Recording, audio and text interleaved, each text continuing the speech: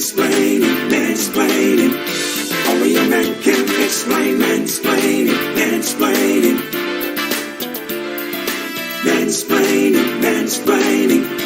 Only a man can explain. Mansplaining.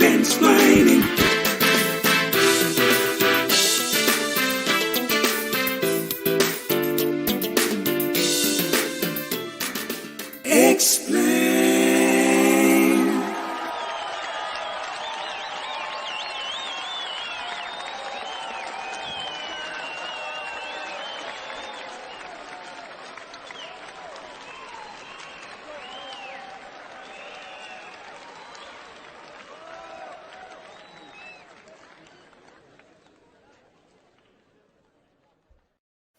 What is up? What is up? What is up? It is 10:32 on a Wednesday night, and guess what? You are exactly where you need to be.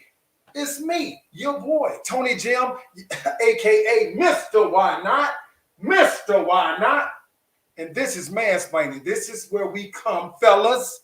This is where we come to get some things off of our chest, get some things off of our mind, and get some things off of our back. This is where we come to lay it all down. Ladies, we appreciate each and every one of you for each and every week that you tune in with us. We hope that you guys continue to be with us. If you have any questions or concerns, please feel free to ask. You know me. You know I'm going to answer the question. You might not like my answer, but hell, you asked me. What's up, YouTube? So glad to see y'all for another episode, for another week. It is a good day. If you need to, my people, as you come in, as you chime in, you know what I like, you know what I ask for, just holla at your boy. Speak to me. Tell me who you are. Tell me where you're chiming in from. Hey, what's up? Antonio, chiming in from Atlanta. You know what I'm saying? So just let me know who you are and where you're from, so I can know who's watching. I might want to reach out to you. I might have a question for you. You know, so just reach out and let me know, chime in, let me know where you're chiming in from. Also, if my people, when you come in, I call you guys my representatives of the fashion of the truly gifted. So you guys are my representatives, man. I need my representatives to be there for me tonight. So please come on in, chime in, and holla at your boy. Also, if you need to find your boy on social media, you can always find me at on Instagram at Tonyjem71. That's TonyJem71. On Instagram, if you need to find me on Facebook, you can just find me by my name. If you found me on YouTube, you can find me on Facebook. It's the same name, Antonio Jemison. Just pull me up and holler at your boy on there as well. What else we got? I'm just trying to make sure I'm not leaving anything out. But I think I'm there. And let's get this thing started, y'all. What's going on, everybody? How's your week been? It's your boy. Hey, I've been doing my thing, y'all. It's been kind of cool. Cool? No, it's been cold. It's been cold for a couple of days, y'all. So I ain't gonna even bullshit and say it was cool. No, it's been cold the last couple of days. So that winter front that we've been talking about for the last several weeks is cooling down. It's here, y'all. It is here and it is cold. Okay. So these are the days where you gotta wear undershirts. You gotta wear socks. Come on, guys. You gotta take care of your body. Don't leave out the house with just a shirt on. Please don't just leave out the house with just a sweater on.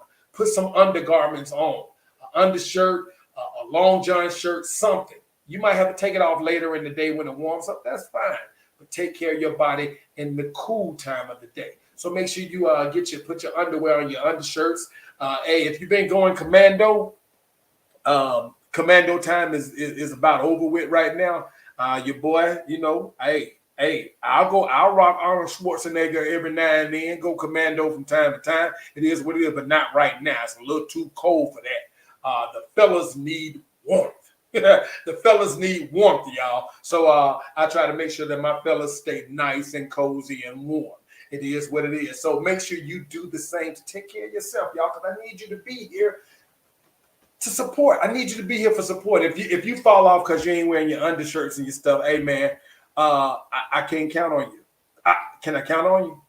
I I can count on you. Good, good. I can count on you. So make sure you do that. What else is going on, y'all? I'm gonna be honest with you. I'm gonna be flat out honest with you. Your boy is tired. I am. I am dead tired. I almost thought about postponing the show for the day, but decided not to do that because I need you guys, and hopefully you guys need me. And when I bring my boy in, hopefully you need us, me and my boy Duckie Boy, when we do our thing. It is what it is. So we got a few things we're going to talk about today, guys. But first of all, like I said, the weather was fine and everything, and the day has been going fine.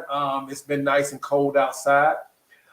This is the time. This is probably my favorite time of year when it comes to sports because you got football and you got basketball kicking in at the same time, and then the World Series just ended. So that October, November time of year, that's probably the best time of year for sports, if you ask me. If you ask me, that's probably the best time for sports. But other than that, man, it's been good. It's been cool around here. I just got back, and the reason I'm so tired today. I had to go home today. And when I say go home, I mean Birmingham, Alabama. I had to go home to Birmingham, Alabama today, and we had to bury my stepfather's mom today, my granny, Sister Maddie Lee Hairston. And she was sharp as a tack, y'all. And she was quick as a whip. I'm trying to tell you, she was quick and she was sharp as a tack all the time. And she was so lady-like. And whenever she met young ladies, she preached to young women about being feminine. She preached to young women about being a woman. She preached to young women about keeping yourself. You know what I mean by keeping yourself, not spreading yourself thin amongst the herd. You know what I'm saying? Sister Maddie Lee Hairston, my granny, she talked to young women about that. Every time she met a young woman, she would impart some knowledge in them, mostly about womanhood and what it takes to be a real woman. So right now, I want to shout out to my granny, my stepdad's mom, Arthur Hairston, his mom, Maddie Lee Hairston. May you rest in heaven. And I know you will. I know you will, because one thing you would always tell people, I know the Lord, and the Lord knows me. Though that she said that all the time. I know the Lord, and the Lord knows me. So there's no doubt in my mind that Sister Maddie Lee, my granny, Maddie Lee Hairston, will spend a good time in eternity. We're gonna miss you, Granny. I got a chance to, and it's odd. You have family members that you hardly ever see, and sometimes you don't get to see them until something bad happens. We need to work on that, guys. We need to work on that. We need to work on that. We need to work on staying in touch with our families. Because I ran into a bunch of cousins today, especially from that side of the family. If you go to my Facebook account, you'll see I posted a couple of pictures with my cousin. Some of my more notable cousins that everybody seems to know. My cousin Michael Hairston. Michael Harrison. You know Michael Harrison. Oh, that's right. You don't know Michael Harrison. You know Jazz. That's who you know. You know Jazz. Shout out to my cousin Jazz. Tam Harrison, Tamala Harrison. For those that know her, shout out to Tam Harrison. She was there. And my cousin Katrina Floyd. Shout out to her for doing her thing and showing up today as well. And my brother and my sisters, my brother John Arthur Hairston, my sister Kendra Hairston, my blood sister Crystal Jemison Brazil, and my mother and a host of other family members. We were all there to see our loving grandmother, mother, sister, aunt, whoever she was, whatever she was to you. We were sad to see her leave today. Tyrone Carr, what's going on, man? Good to see you. Shouting out from the ham. Shouting out from the ham. Good to see you, man. That's what I'm talking about. When you come in, Tyrone, you know the deal.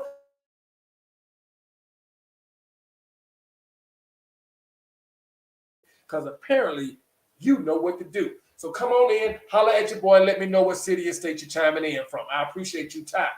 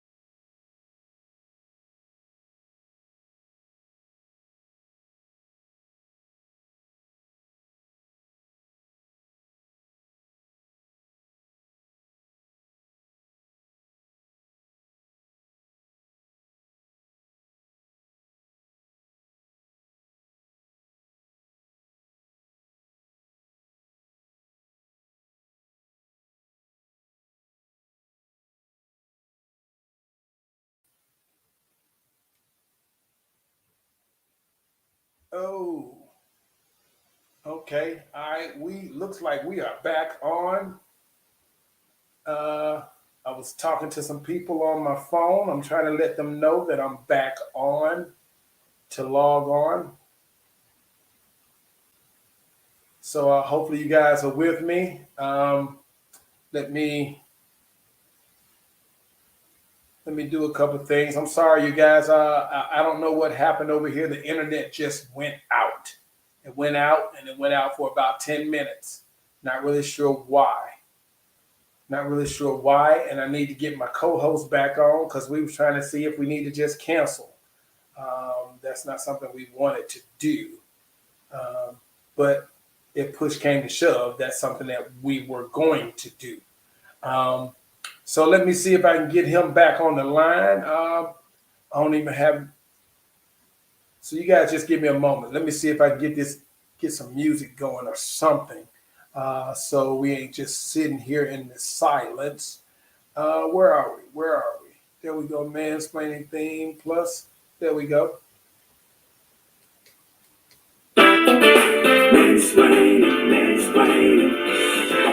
So y'all groove out to the song for a moment. Mansplaining. Only a man can explain. Mansplaining. Mansplaining.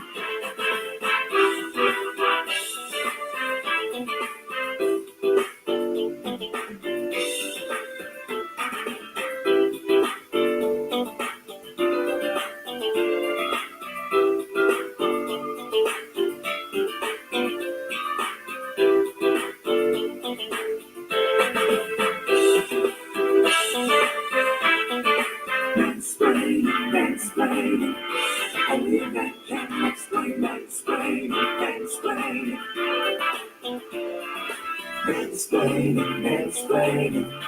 Only a man can explain. Mansplaining. Mansplaining.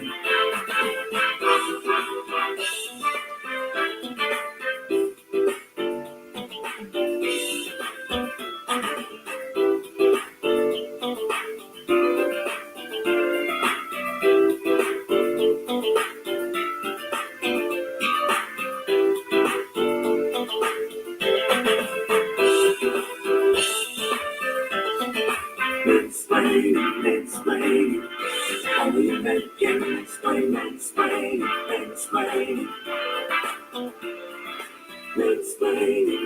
Yeah, we got the music going. See if I can get my co-host back on here.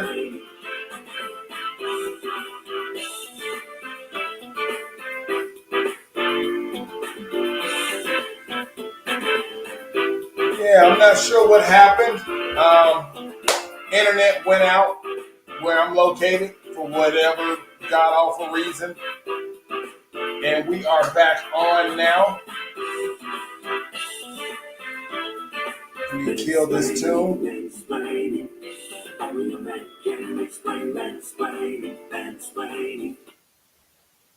All right, there we are.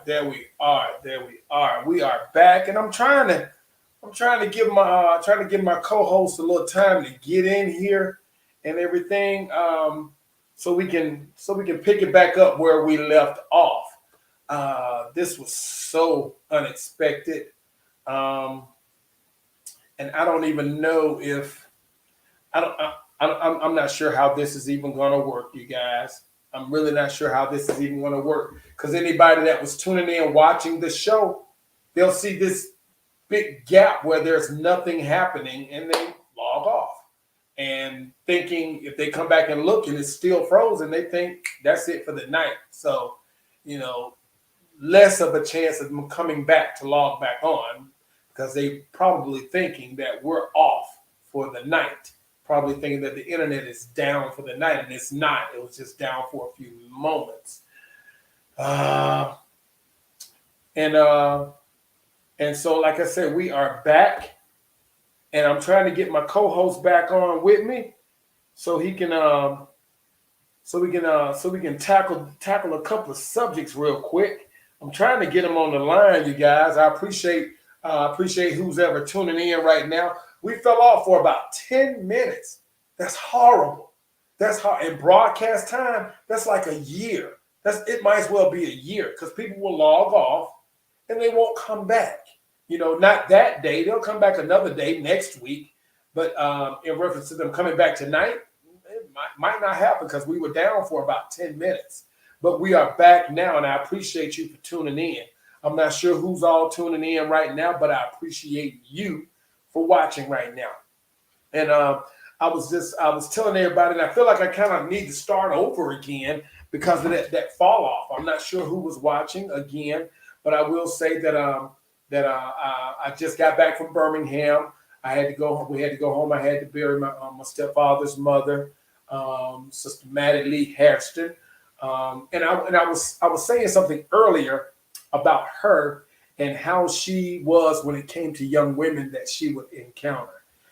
She was adamant about expressing womanhood to her, and not in a feminist sense, in a feminine sense. There's a difference. In a feminine sense, she would tell women to keep themselves. She would tell women everything they need to. She would basically tell women everything they need to do to get a man.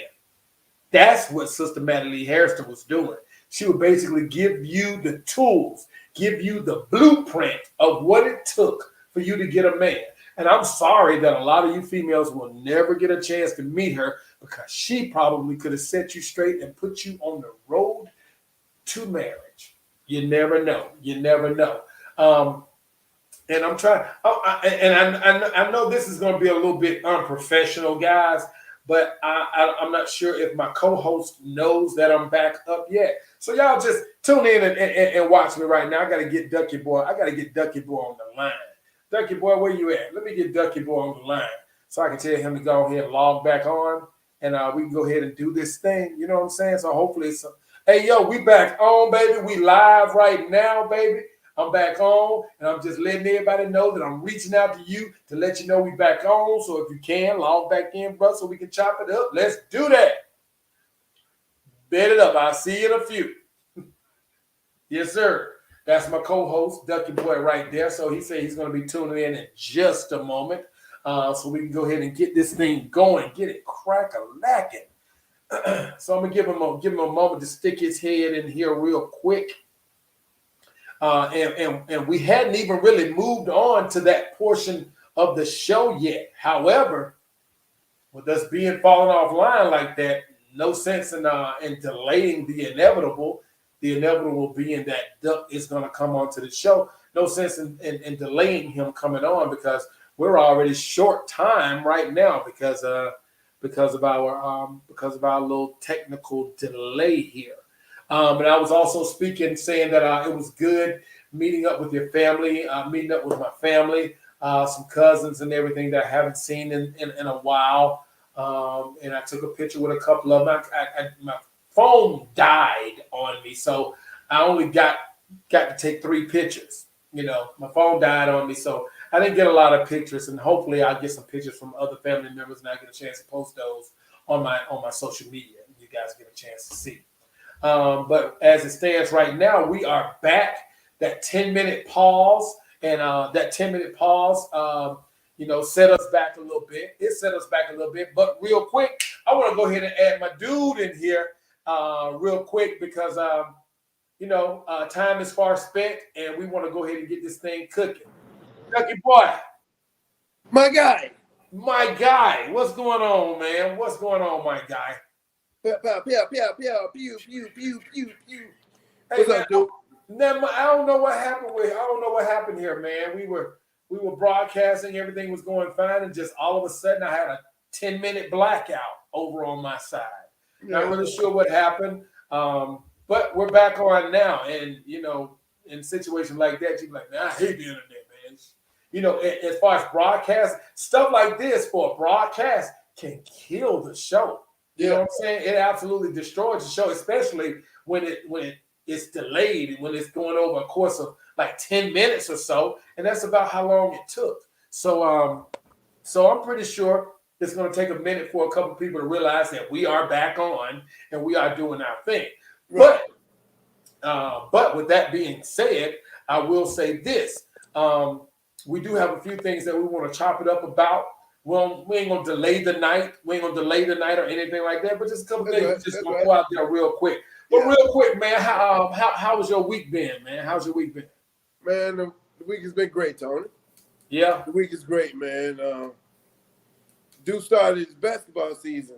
Yeah, man. My nephew slam dunking. Man, he yoked him on last night in the game, dude.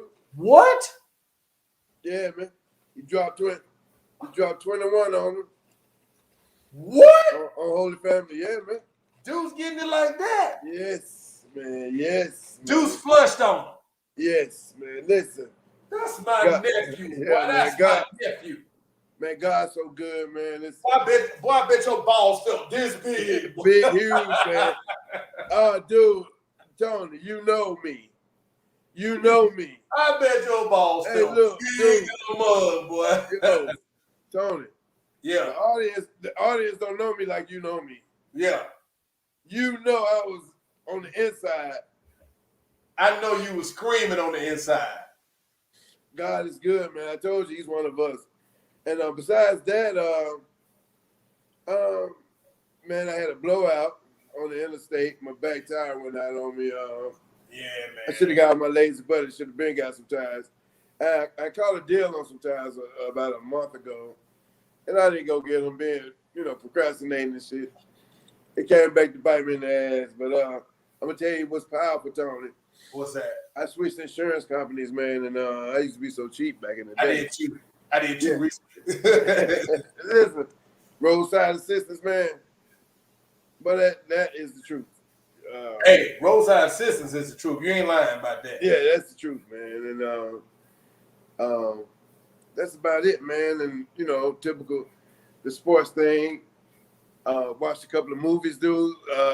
Netflix. Yeah. Netflix is coming out with the end of the year purge.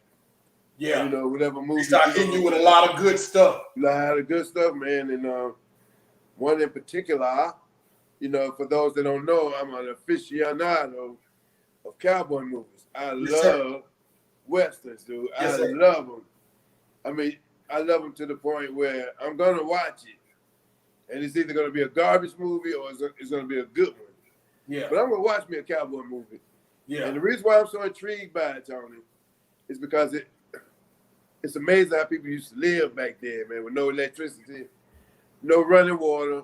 No phones. They'll pull up on some dirt, create a town. You know what I'm saying? Yeah. They'll establish a whole town right there on the spot, man. And so I saw The Harder They Fall. I went by about 10 times only before I ordered it, man. I was like, oh, Lord, here go Idris Elba here. I didn't know about the all-star cast, dude. I did not know. But I watched it, Tony. And when I tell you, dude, and this is not top 5 black movies. I'm talking about movies, especially cowboy flicks.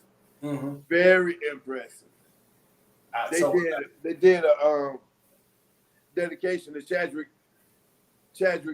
They did Chadwick Boseman. Yeah. Yeah. They named the train that. But anyway, man, that movie is so dope to me, Tony. It is, man. Soundtrack. Oh gosh. The soundtrack is. But shout out to Crystal B. Good to see you. Hey. Good to see you. Good to see you. Good to see you. Hey, sis. That's what's up. Hey, yeah, man. And that's been a topic for a couple of days, man. People were really talking about The Harder They Fall, and so many people, and I want to say, I'm saying people, and I want to say women, because I don't know if I saw many guys that said they did not like the movie, but a lot of women said they did not like the movie because they thought a bunch of unnecessary violence in a cowboy movie. How, Sway? How, Sway? They see, you can tell people who are limited in their research or their history of this country. If you know the history of this country, especially back in them days where it's basically lawless. Right. Lawless. Lawless. That's the way things were happening, man. You got one dude that's supposed to watch over the whole county. Yes. Tony, that's a topic. That's a whole nother topic one day, man. How we've advanced as a civilization, man. Because just think, man, them dudes riding on a horse, man. Been riding for about 8 days straight. They pull up in town dirty, Yep, dusty, hungry, thirsty. Yeah, and horny. And getting drunk in the saloon and got 2 pistols on them. Ain't got 2 pistols on. Full of liquor. Bruh. I tell you, man, and people, and then you had people that was trying to make the complaint about Stagecoach Mary, talking about her and the real Stagecoach lady. She was a dark skinned, kind of rotund woman. She wasn't very attractive, but they picked what's this girl name? The light skinned girl with the curly hair. I can't. Beats. Her last name is Beats. Beetz or Beets or something like that. I can't remember her first name, but yeah. Well, that's her last name. Her last name is Beetz. I think her first name is Dr. Dre Godson.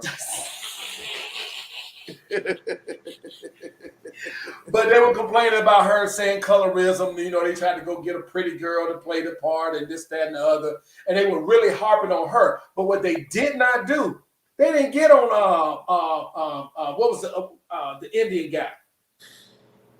Geronimo? Not Geronimo, but what was the other guy's name that he had an Indian name? Tonto? Not Cherokee Tonto. Bill? Tonto wasn't in the movie. Cherokee Bill? Cherokee Bill? Cherokee Bill. That's it. Goodness. Cherokee Bill, yeah. And people were not saying anything about Cherokee Bill because old boy, Lakeith, whatever his last name is, he played Cherokee Bill, and Cherokee Bill was a full-blooded Indian. Really? Yeah. That's another topic. That's another topic, Tony. I mean, but I'm tripping. I'm like, how y'all tripping on her about Stagecoach Mary? But ain't nobody saying about Lakeith. You know why? Because them ladies fell in love with Lakeith. They were like, ooh, because I done seen his picture posted all over social media. Ooh, girl. So they ain't gonna complain about him really being Cherokee Bill. Come on. If you're gonna complain about one, complain about the other. But I say don't complain about either because it's a movie. It's a Hollywood movie. They're going to pick good-looking people. They're not going to get a whole show full of ugly people. You ain't going to watch that movie. You ain't going to watch no movie full of ugly people. I don't know. You might. I don't know. You might. Yeah, you will now. Shit, you will. Might. Yeah, shout out to WKDT 420. If I'm not mistaken, that might be Miss Lady Royale. That might be Lady Royale on WKDT 420. Shout out to you. What's up, Lady Royale? Hey, but peep this though. Stagecoach Mary, man. One thing that I always like about Hollywood is how they look out for each other and they work with each other. You know, she plays in ATL as well, along with Lakeith Stanfield, and that's pretty dope. She's an excellent actress. She was the perfect yang to Regina King's. Yeah. And that's my baby. Regina been my baby since she was Brenda. I ain't never liked her. You ain't never liked her? Yeah, since 2007. I always thought she was pretty, man. I always thought maybe it's the eyes. It might be the eyes. They spooked me, Tony. I don't know that. I love them eyes. Regina King can get it. I'm telling you. Regina King can get it. Listen though, yeah, big time. But that's pretty much anybody though. I just require a heartbeat. As long as you got a proper heartbeat. You got a pulse. Let's get it. You got a pulse. Oh, it's a heartbeat. What year is it? Who's the president? You ain't lying. Who's the president? All right. Tony, you so funny, man.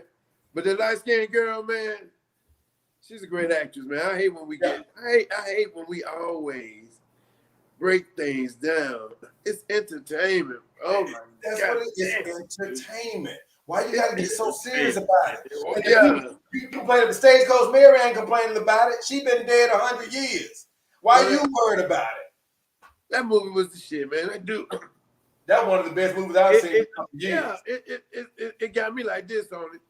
When I watch movies now, I try to analyze them to the point while I'm watching them. I try to guess I try to predict the outcome. Who's going to happen? The fact that was that dude's father in the beginning of the movie, that blew my mind. That blew my mind. Never would have thought that. My mind until, man, okay, now I got. When they started talking about it, I picked up. I was like, I bet that's his brother. Yeah. So and that was an excellent twist. Who was that? I got a question for you. Who was the guy who played who had the cross on his head?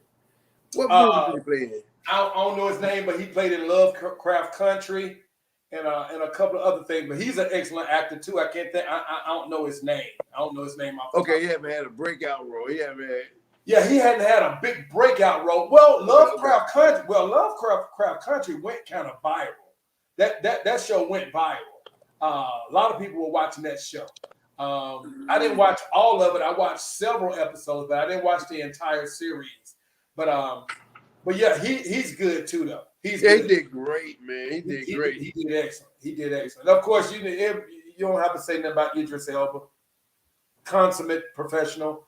He did his thing. He did his thing. So I liked him. I really liked the movie. I really liked the movie, man. So if you haven't seen it yet, go to Netflix. Go to your Fire Stick.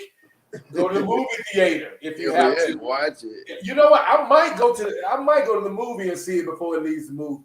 I'm not doing that crazy shit. I just might. So hey, listen, I got it. I know why. Because of the effects, the speakers and the sound. Exactly. Get the full. Yeah. So if you haven't seen it yet, go watch The Harder They Fall. But please be advised that this is a Western movie. This is a cowboy movie. What do cowboys do? They shoot each other. And this ain't Gunsmoke where they just go bang. The dude grab his chest. And no blood, no smoke. He just fall and die. On the top of the house. The fake punches. The fake punches. Hey, man. With Cherokee Bill, when he shot Little Buddy, man, Little Buddy in the neck. Bill inscribed on a bullet. I like that dude, man. That dude, he was ruthless. He was ruthless. Look at it. See, look, Crystal B, fine. See, she talking about, look at, and Lady Royale talking about Idris is fine. See, they did right. They got a bunch of good-looking men in a movie for the ladies to see, and the ladies just went crazy. I hate to tell the ladies though, but Idris Elba ain't standing y'all, man. Oh, that's another show. Yeah, that's another show. I hate to break it down to you, baby. That's another show. You can get butt naked in front of Idris, and he'll say, "What are you doing, Mike? What are you doing? Put your bloody clothes back on, Mike. I want to blow. Put your cotton picking clothes back on. I don't want any of that. I want a bloody blow. You're not a blow. He want a blow, baby. Oh, the bloody blow. You silly, man. All right, man. Hey, let's move on, man. Let's move on to the next thing, man. For those that are aware, with the whole what's my man's name in Minnesota? I can't remember this dude's name. Fran talking to. No. The brother that got killed. The brother that got killed. The brother got suffocated by the policeman on his knee. Oh, this is real Floyd. George Floyd. Yeah, I'm sorry. I couldn't remember his name, y'all. George Floyd. So, y'all remember the bleed off from that was over in Kenosha. And there was a young man, a young Caucasian male, and his mother that traveled a few hours. They traveled a few hours to get to Minnesota. I think they came from Detroit or Chicago, somewhere like that, and they drove all the way over. And her son's name was Kyle.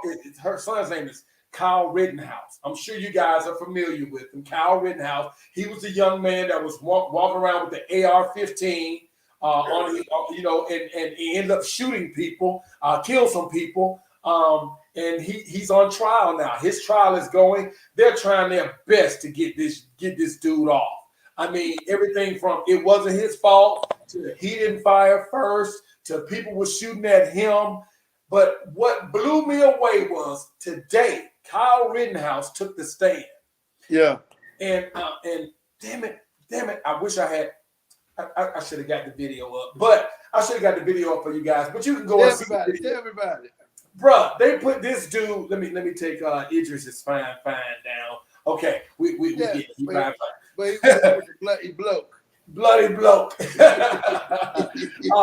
But the thing is, with Rittenhouse, they put him on the stand today. And they kept saying, "Are they gonna put Rittenhouse on the stand? Are they gonna put Rittenhouse on the stand? Is he gonna get off? Is he gonna get off?" They put that boy on the stand. Can I tell you, I have never in my life seen a faker cry in my life. I have never. Dude, when you see the video, you're gonna be like, I can't believe. And the judge bought into it, went into a recess, a 10-minute recess. But dude, if you watch this video, he is faking so bad. I wish I was in court and I could go up there, punch him in his nose. Stop faking. Stop all that faking, because you are not crying. He was out of breath. He was hyperventilating.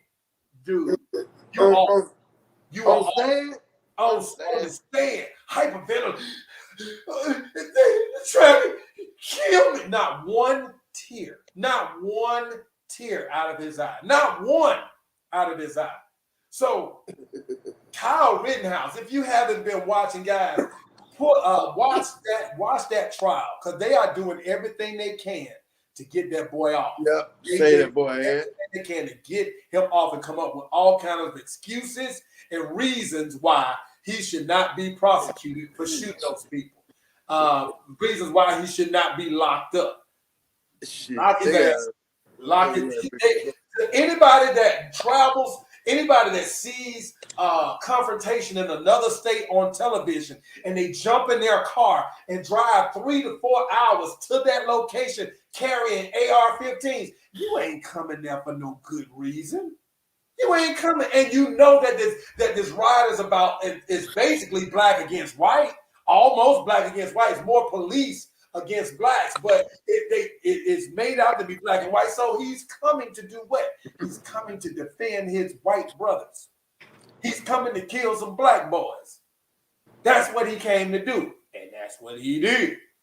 And that's what he did. Ask me, his ass need to go to jail. He can fake cry his ass in the cell. How is he gonna even remotely act as if he has some sympathy about that? Like you say, you jump in the car and travel hours, dude. Yeah, hours. Yo, what's up, everybody? Oh, my bad. You travel hours, dude, to go to another city and state to join a protest, but you join a riot. And he had the AR-15, but that wasn't the only gun he had.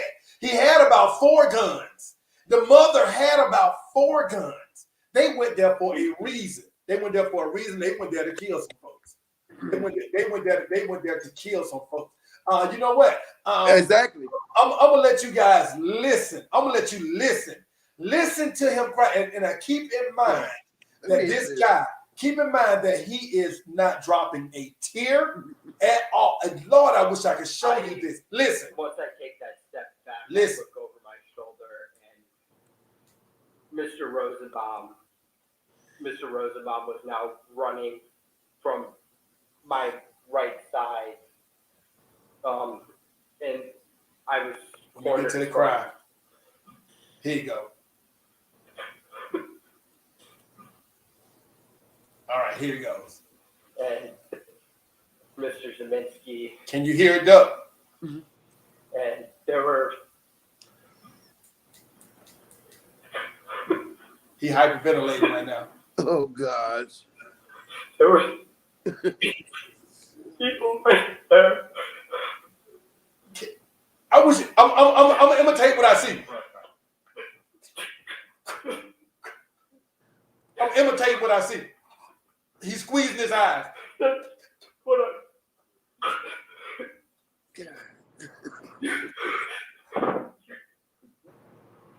He's looking around. He's looking around. Can you hear him?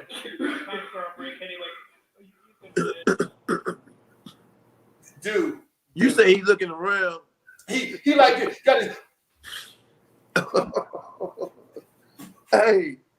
Okay. dude. Once again, Tony, what's Yeah. gonna happen? What's gonna happen to us once again? They finna shit on us right in our face, and that boy gonna get off. And he gonna get off. And he gonna get off. He gonna get off. Man, that white privilege is something else. It is man. something else, bro. It is something else. And not only white privilege, Frat. Let me say this. You know, you want to know why he really gonna get off? Why? Because he shot some black people. Oh shit, that's he up there top 10 with Jesus and Mahatma Gandhi and them now than the white folk. You know, that nigga went up there and laid some niggers out.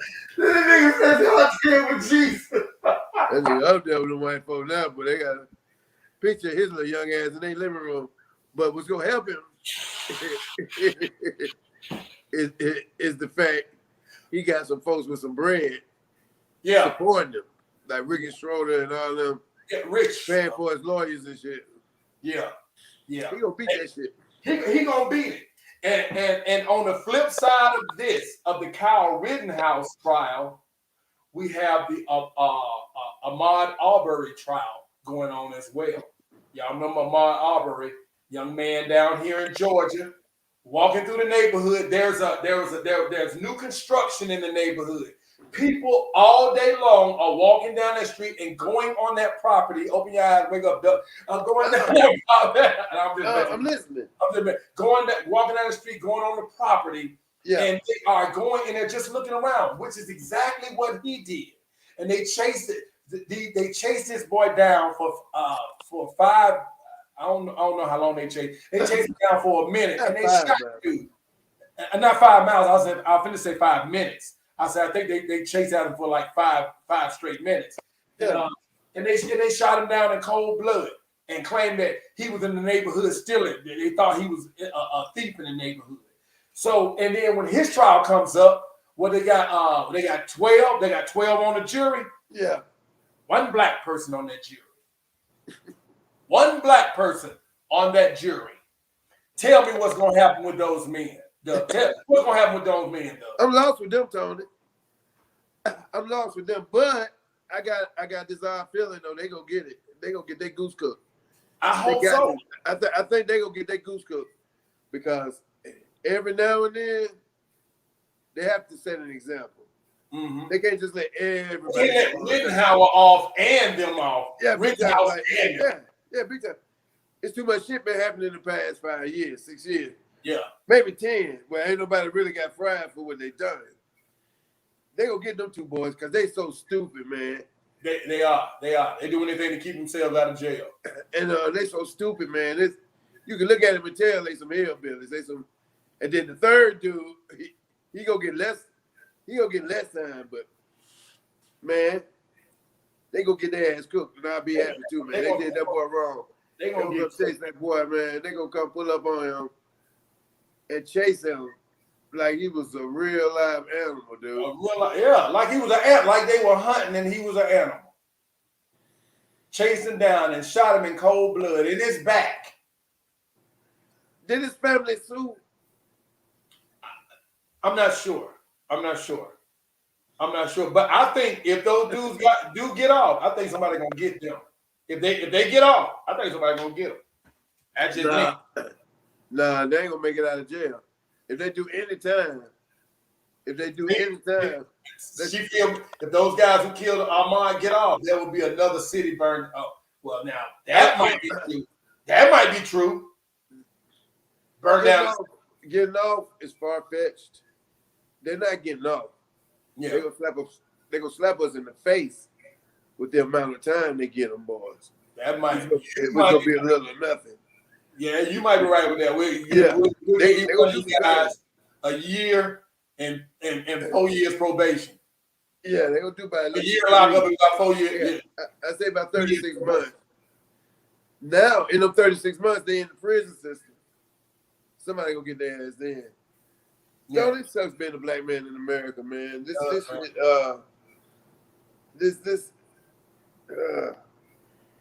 It makes you sick. It just makes you sick. I mean, how are we supposed to raise our children in 2021? What do we tell them, man? What do we tell them? What do we tell them? The truth. I mean, so many people want us to preach harmony and peace, love, and harmony, but everybody ain't about peace, love, and harmony, especially on that other side of the fence. They ain't about peace, love, and harmony. They're about getting rid of your black ass. Man, I get infuriated thinking about this shit because they tell us to turn the other cheek.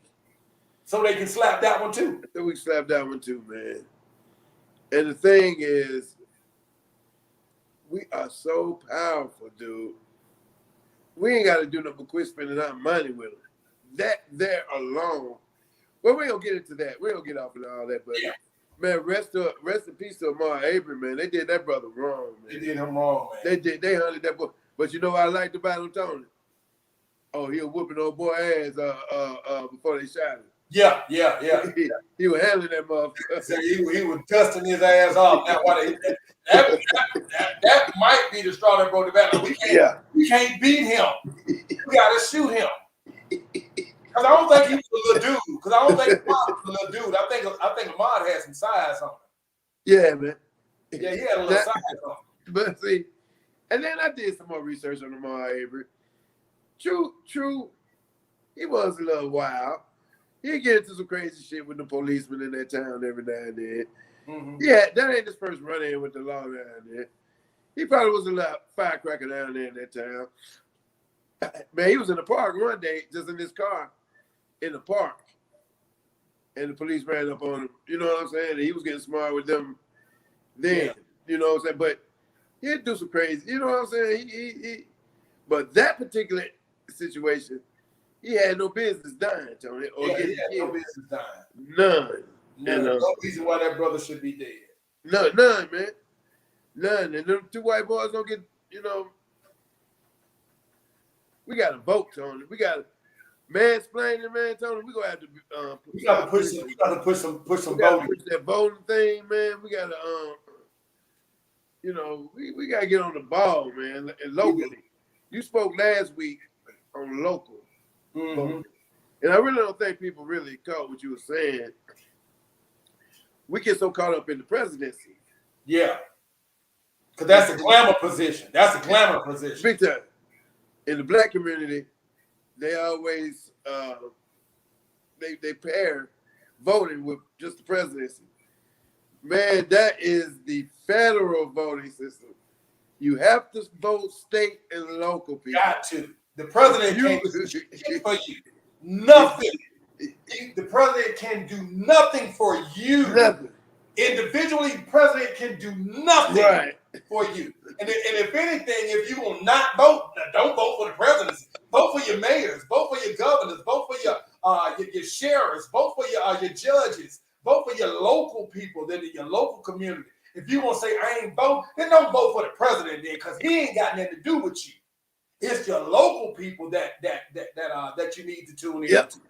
Your district attorney, your judges, your councilmen. You know what I'm saying? But it's just crazy. MLLW Breeze says, I agree on that. Why they shot him, he was throwing them bows and they felt inferior. Hey, look, can you imagine when he locked up with Ahmad? Tony, you know what I'm saying? Growing up, you remember we were growing up? That's all we do down south, man. Dudes throw hands to, but down here, we lock up down south. and you can feel a dude's strength when you lock up with him. Yeah, like, you can feel the strength. As soon as you grab a dude, like, oh, this nigga's strong. Yeah, you know what you're working with when you grab a dude. You feel me? I bet you when they locked up, when they first got to tussling, that dude probably said, God damn. But look at because you see the pictures of the dude. Them dudes are some couch potatoes. Them dudes are straight couch potatoes. Big time. They was not in shape at all. At all. And they was old, and they was older dudes. So Amar was probably beating the snot out of them. So hey, you ain't here right now, Amar, but I'm clapping. I'm applauding you, bro. I'm applauding you. They say you whooped. They say you whooped them, bro. They say you whooped. And I appreciate it, bro. I appreciate it because men that walk the face of this earth that got that mindset need their ass whooped daily. Let me tell you, if you think like that, you need your ass whooped daily. Man, it's you know, and then Tony, it's so crazy. Let me tell you how bad it is for us. Dude, we always have to choose the lesser of two evils. Wow. Always. Always. Whenever they're giving us a choice, they never give you some good shit. And then, you know, some bad shit. It be two fucked up things. Two very messed up individuals. But you know what kills me about that, Doug? We always said we left to pick the lesser of the two evils. Who do the black people always vote for? We always run to the Democrats. We always run to the Democrats. Why? Are the Democrats absolutely right about everything that they do? No. There's a lot of stuff that the Democrat Party stands up for and voice for that I'll be like, nigga, no, I'm not voicing mine. But they believe, and I agree that equality and this, that, and equal outcomes for people and this, that. But some people have taken that rule and twisted it on its head. Yeah. And getting away with stuff that they should not be able to get with strictly because they got the wording of a law that backs them up. I'm so sick of it, man. The Democratic Party, as far as the people, I'm thinking okay, but the leaders are toxic. They are toxic. Man, we got tricked so bad, Tony, that every time. Look, we think the Democrats is for us. And in the beginning stages, dude, prominent black people were Republican when they first jumped off. Yeah. Republican. Luther King was a Republican. You know what I'm saying, man? Republican. Yes. But I'm speaking from experience. Mm-hmm. Okay, you and I grew up, went to school together. We went to Pratt and Jackson together. We Birmingham City school systems products. Mm-hmm. I grew up thinking Republicans are the enemy. So did I. Like, you know. Like, they are, like, I ain't know nothing about them, but them are the people you don't mess with. Those are the people you don't mess with. Who's that? Breeze said something else. He said voting on local level is not taught in school, and that's why, unfortunately, it's over most black people's head. That's a damn good statement right there, bro. That's a damn good statement right there. But that's why we have to take educating our children into our own hands. That's what we come in at. Yeah. We need to quit. We had the right idea. Like back when they was doing the Black Wall Streets, it wasn't just in Tulsa. That was the only city that it wasn't just Tulsa. There were many cities. Boy, yeah, black folks were getting busy all over. And then it comes to we were policing ourselves. You know what I'm saying? We can teach ourselves, man. Everything can be done in-house, man. And you know what I'm saying? Mm-hmm. That's why the brothers got killed when they were trying to establish that. But it's 2021. And racism has gotten so sophisticated that it's really flying over our heads now because we really didn't like to read in the first place. Right. And that's as I tell folks getting on social media, they getting on it for everything else besides educational purposes. Here they have a tool. Tony, what kind of grades we would have got in school if we had the internet I had straight A's, baby.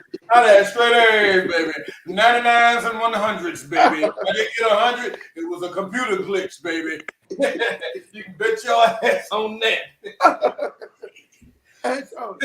What? I remember us carrying them thick What ass about books. valedictorian? Them thick ass books we used to carry home, Tony. Them used to be this thick. With pages toe out. Pages missing. Oh my God, man. Yes, sir. Yes, sir. Oh yeah, I'm feeling you. but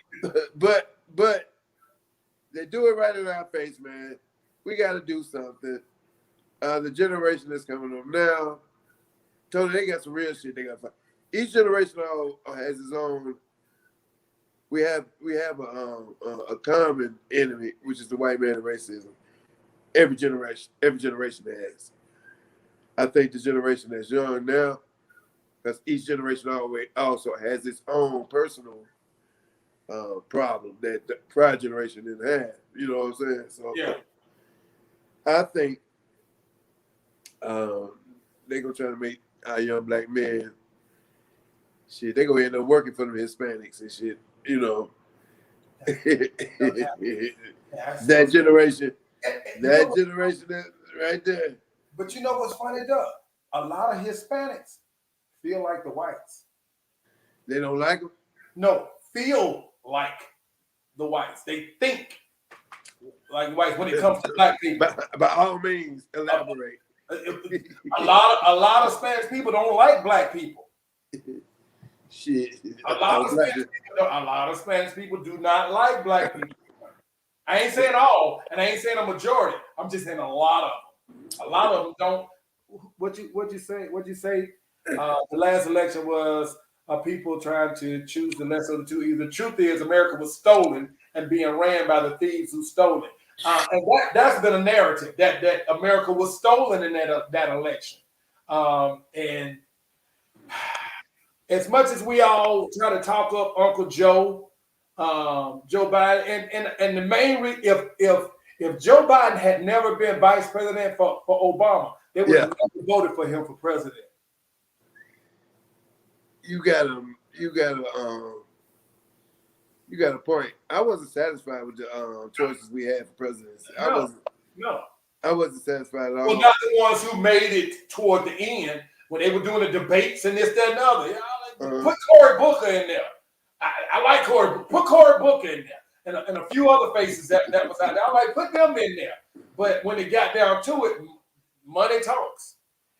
Money talks, and the people were putting their money behind Joe and Donald. Man, that shit is so crazy. Don't ever think about it like that. And speaking of which, they were putting their money behind Joe and Donald. They were also putting their money behind Kamala, but putting their money behind her in an effort to say, okay, we'll give you the office if you do what we say. Now, if you get in the office, we need your ass to disappear. Where's Kamala Harris? Where's Waldo? What? Bring your ass out here. Where is Kamala Harris, man? Ain't nobody seen Chuck or Pearl of her ass. We ain't seen Chucks or Pearls of her ass since. Well, people are saying, well, she was on this show and she was on it. It's quiet. Nobody's announcing it. You got to be watching the show to see that she's gonna be on there because it's not being announced. People are not, and it's not that people are saying Kamala ain't doing that. What we are saying is, where are you? You did a hell of a campaign, woman. You where are you? Yeah, you get paid. Hey, Where are you? You got us to. You smoking, listening to Snoop Dogg? You smoking weed, listening to Snoop Dogg? You said you did that. Right. You said you did that, smoking, listening to Snoop Dogg. Is that what you're doing? Come on, Kamala. People are looking for you. If you got a voice that's going to help us, bring your ass out and speak up. But you can't do it. She can't do that, though. She can't do that, though. Tony. Well, you got me sitting up here thinking about the fact that this lady's been off the scene since she came. Oh, please, I'm sorry, you're a woman. My bad. She said, I would reveal who I am. You know me from Facebook, but I like the feeling of being anonymous. Okay.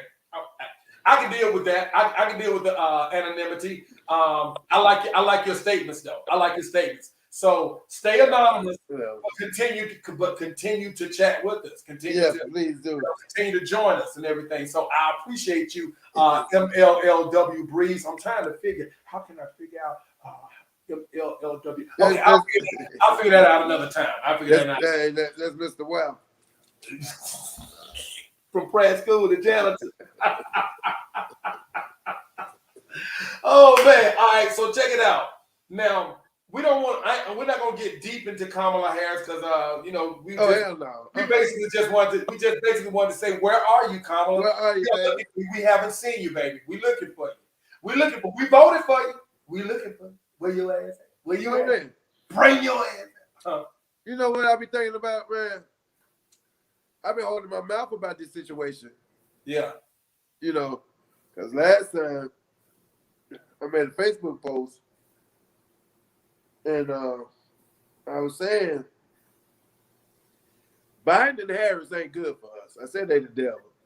And I had somebody jump down my throat, man, because they thought I was insinuating to vote for Trump. And I guess I sort of was because there wasn't no other candidate. You know what I'm saying? Mm-hmm. But I wouldn't dare go out there and say, go Trump, go Trump, go Trump, go Trump. Man, the guy fell out about that, man. Yeah. We didn't even have that topic, that discussion. And I was telling him that, man, listen, do your research on Kamala, man, how she got to where she at. And we let the fact that she maybe that's where she at. Maybe that's where she at. Doing what she did to get there. You think I'm joking? Yeah, I heard she a big skeezer. They say she love the white boy. Yeah, the white boy who got power. And got that money. But they sent her to an HBCU. Mm-hmm. And she plays my beloved sisters, the AKAs. Mm-hmm. Dude, if that was no chess move to secure black votes, oh man. Dude, that was genius on her part. Yeah. Well, whoever's behind her running for president. I think they got it set up where she gonna be like, because Joe's so old and shout out Joe. Man, Joe shout out, y'all. I'm sorry. And Joe does so much credit. For one, I think Joe is going through dementia. I think he's in the early stages of dementia. I really do. Dude, he started talking, and you be like, what the hell are you talking about? What are you talking about? What is you talking about, bro? You fool me once, shame on you. Again, you can't get fooled again.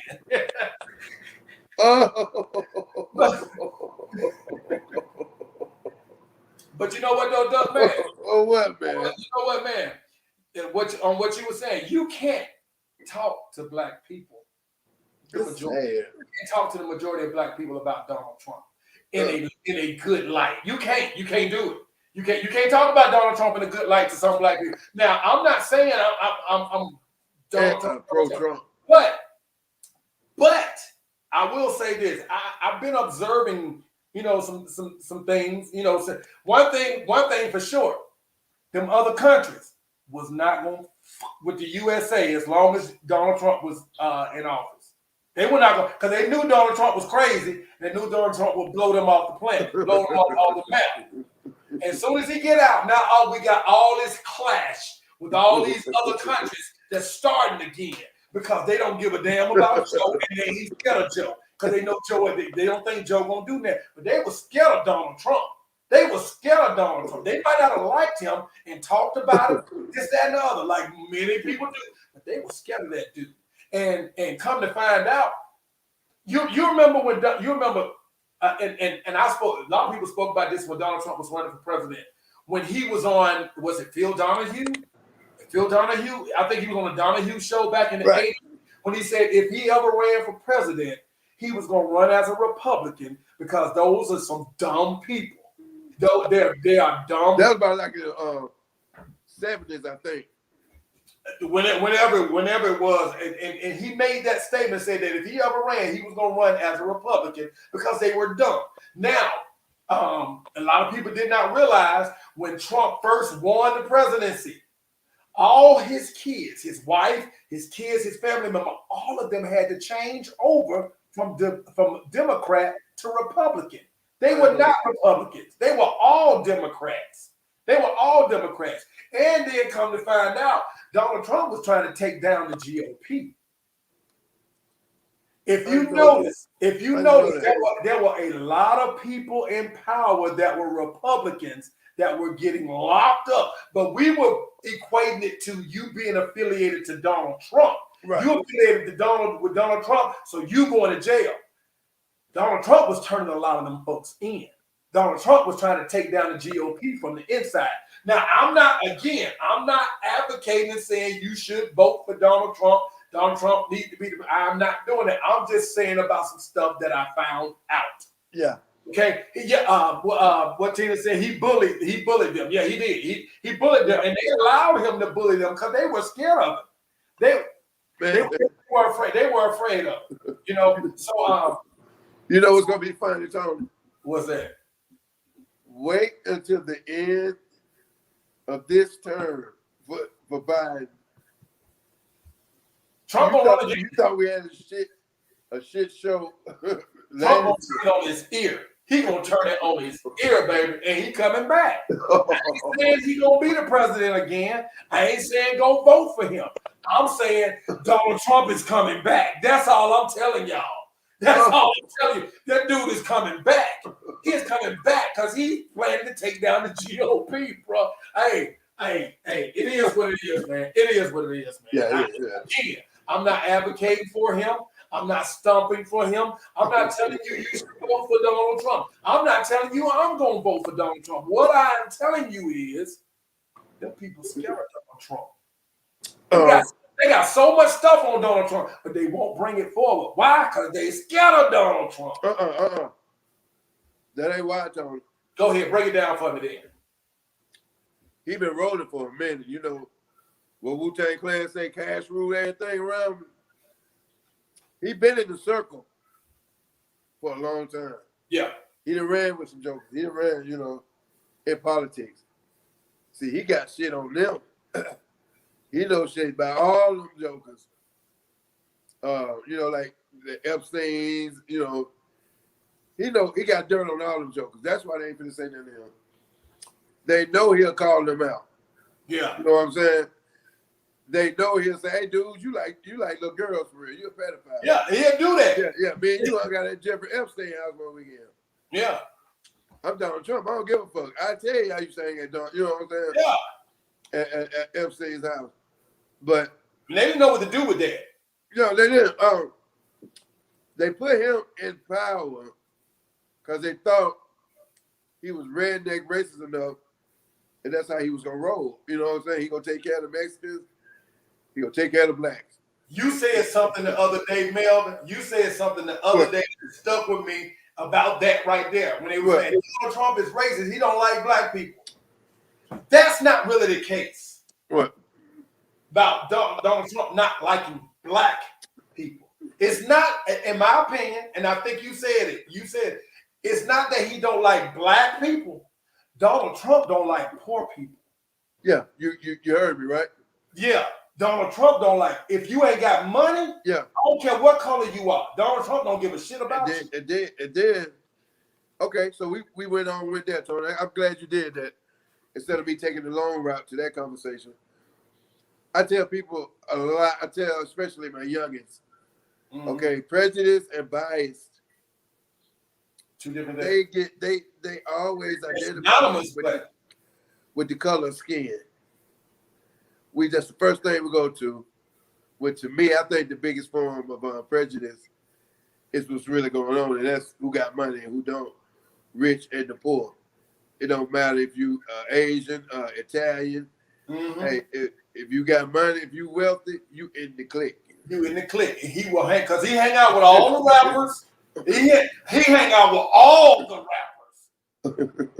He at rap concerts. He backstage at rap concerts. Why? Because them dudes got money. Them dudes got money. And not only that, Trump made some money getting them folks out of jail. The shit. Exactly. Kodak Black won't say how much he gave him. Yeah. But I know Kodak Black probably broke that joke off. Broke it off. Off. You know. And I admire Trump for one thing, dude. True enough, yeah, he a piece of shit. No doubt about that. No different than the rest of them folks up there. You know what I'm saying? Yeah, that's what I'm talking about. But I like Trump because he'll tell you to your face what he think about you. Exactly. You know where he coming from when you see him. You know where he stands. You know where he stands. Man, I got black folks telling me now, man, Joe Biden said that 30, 40 years ago, man, leave that shit alone. You know, leave that alone.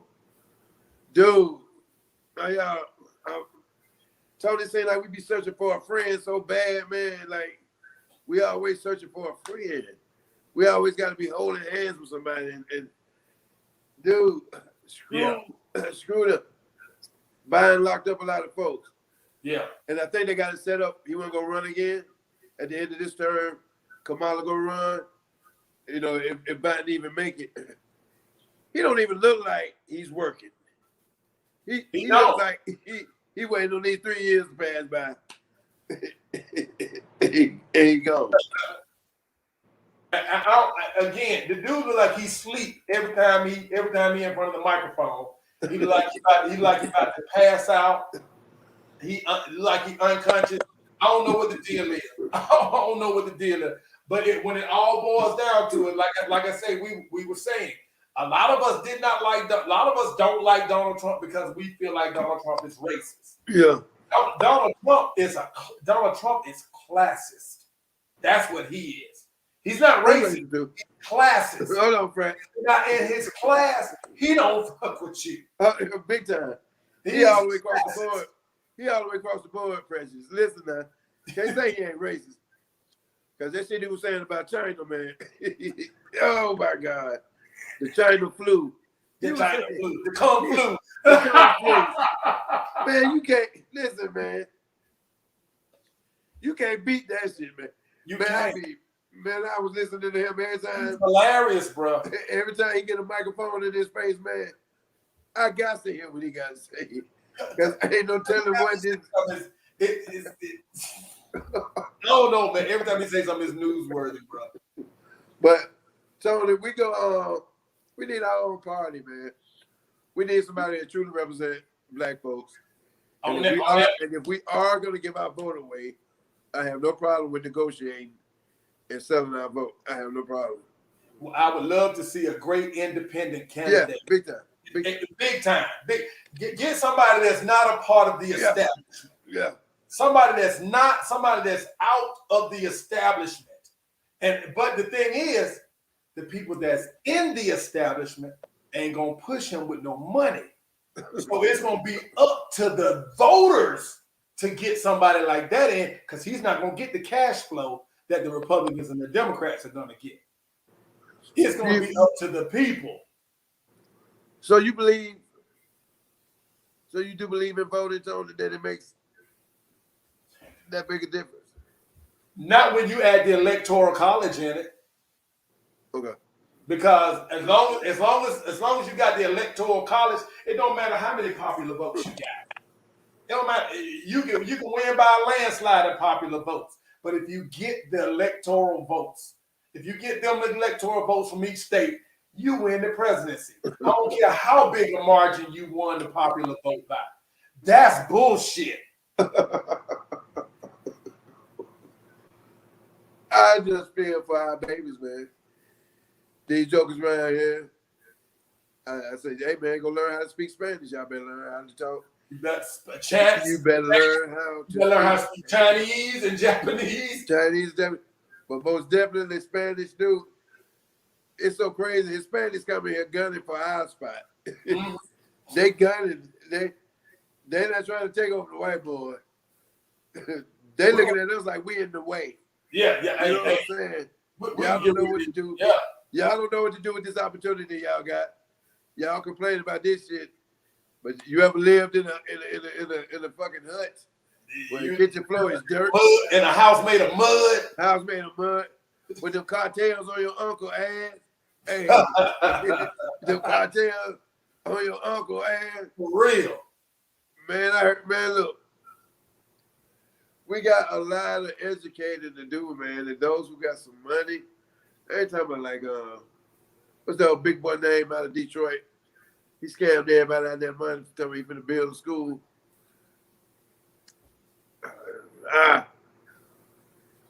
Big dude. Not Kwame. Not Kwame, but From where? Detroit. Big dude, yeah. That's Kwame Kilpatrick. Nah, he's the mayor. Phil Patrick was the mayor. This guy racked up millions of dollars talking he was gonna build a black school. He still ain't did it yet. You talking about Umar Johnson? Yeah. Dr. Umar Johnson. That big fake. That dude's a big fake, man. That dude's a big fake. Smart as a whip. Fake $2 bill. Man, look. I think black people who got money or who got it like that, they should get some sort of school system going so we can educate these children, man. And see, now I remember once upon a time, I would look at somebody crazy if they said something about homeschooling, right? Yeah. But that shit's so fake what they teaching these days. If you take the math out, because you know numbers can't lie. But you take the math out, dude. The rest of that shit is bullshit. Like, yeah, lies and bullshit, man. You feel me? It's exactly what it is. That's exactly what it is. And, we got to prepare the babies on. We need to find a way to educate them, man. Because if not, dude, they got a plan for them, man. They got a plan for them. You're right. You're absolutely right, man. Yeah. I tell you what, Doug, man. We had another subject that we wanted to jump on tonight. What? I want to push that subject to next week. What? Because it's late. The subject that I want to push next week, man, is What? baby mamas that have, or do we want to get into this? Baby mamas that have more than one baby daddy. And when one baby daddy comes by to do something special for his child, he gets ridiculed and talked about because he's not doing the same thing for all the kids. Those ain't his kids. How do you? Let's do it. Let's do it. How you feel about that, man? How you feel about that? Because and let me give credit where credit is due. I got this discussion from a post that I saw on Facebook from a young lady named Aisha Lockhart. Right. Oh, hey, Aisha. She's pretty cool. Yeah. And the post says, so I took my son and daughter something to eat. My baby mama was like, what about the other kids?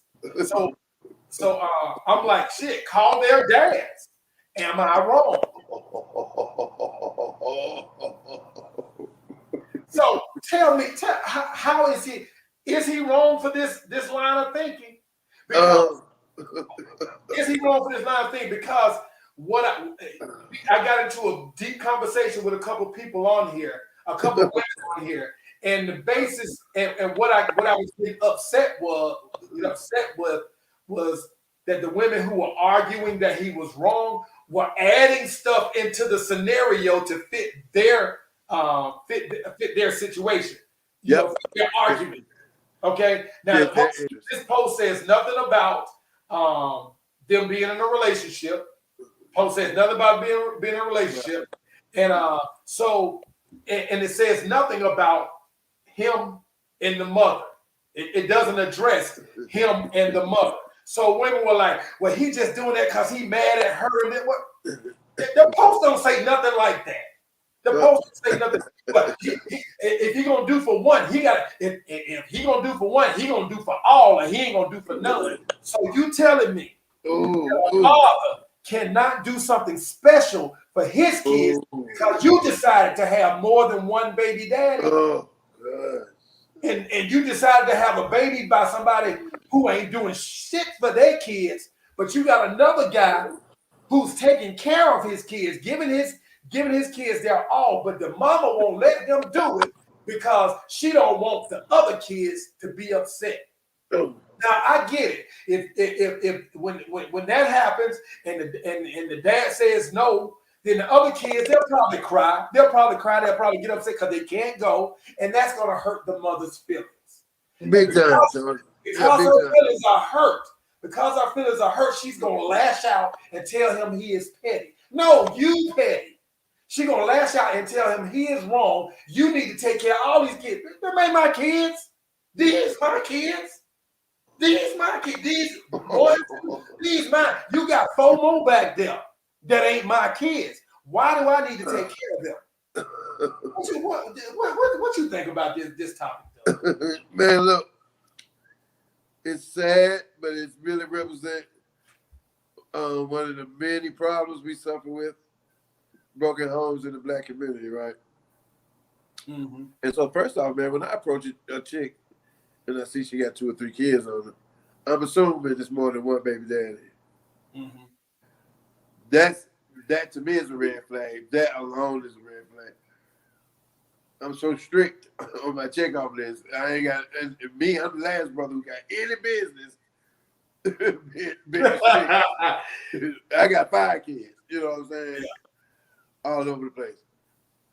Okay, for somebody to say, "Hey, bring Lil Walter something to eat," Dad, I'm hungry. Lil Walter say, "Dad, I'm hungry." I say, "Okay, Lil Walter, what you want?" Stop at KFC, give me a 2-piece. I stop and get a 2-piece, and I come in the house and I bring it and give it to him. I got my ass chewed because I didn't offer. I didn't tell nobody that I was going to the KFC. But was that your responsibility? Right. Well, they want it to be the responsibility, but you can't do that. That's not. Sometimes we be trying to bond with our own.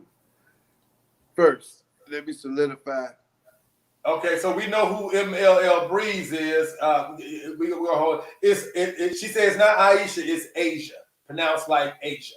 So this post, this subject, this topic came off of her post. Okay, so go ahead. But anyway, Tony, damn, you made me lose my train of thought. I'm not bad. I'm sorry. But I don't think. Oh, I got my ass chewed, man, because I brought. You know, I didn't bring it up for everybody. Mm-hmm. But what they don't understand, we be trying to bond, especially if they don't live with us. Every moment counts. Every moment counts. Mm-hmm. Every gift counts. Every conversation counts. Because, you know, we don't live with them. So if I come over there and I want to share a meal with my son or whatever, it sounds selfish and petty. But, you know, you do have to draw the line to where you just come and just take care of your son or your daughter first. I ain't coming over there for everybody. You know what I'm saying? Yeah. I ain't coming up, not this time. But I don't see, that's a fucked up question, Tony. But it is fucked up if you don't bring all the children no food, man. If you're a classy dude and you got the money, I mean, take them kids yeah. food, man. Don't do if you can, you can. But maybe you can't. Maybe you can't afford to feed a family of 6. That's why you only got 2 kids. EBT, baby. You better go work that EBT, baby. But see, there was one young lady on this post, and I'm not gonna call her name, but I'll say this. I'm gonna read what she put on there. She says, well, I ain't gonna read the first part because she said, this is broke, petty energy on steroids. Who's she talking about? She talking about the dad that won't buy for the other kids. She said it's broke, petty. She said it's broke, petty energy on steroids. Now, my thing is, because you decide to have more than me as your baby daddy, and I don't want to foot the bill for your other kids, I'm petty. I'm broke. I'm petty. See, stuff like that falls. See, this is where my boy Kevin Samuels comes into play, guys. This is classic sign language.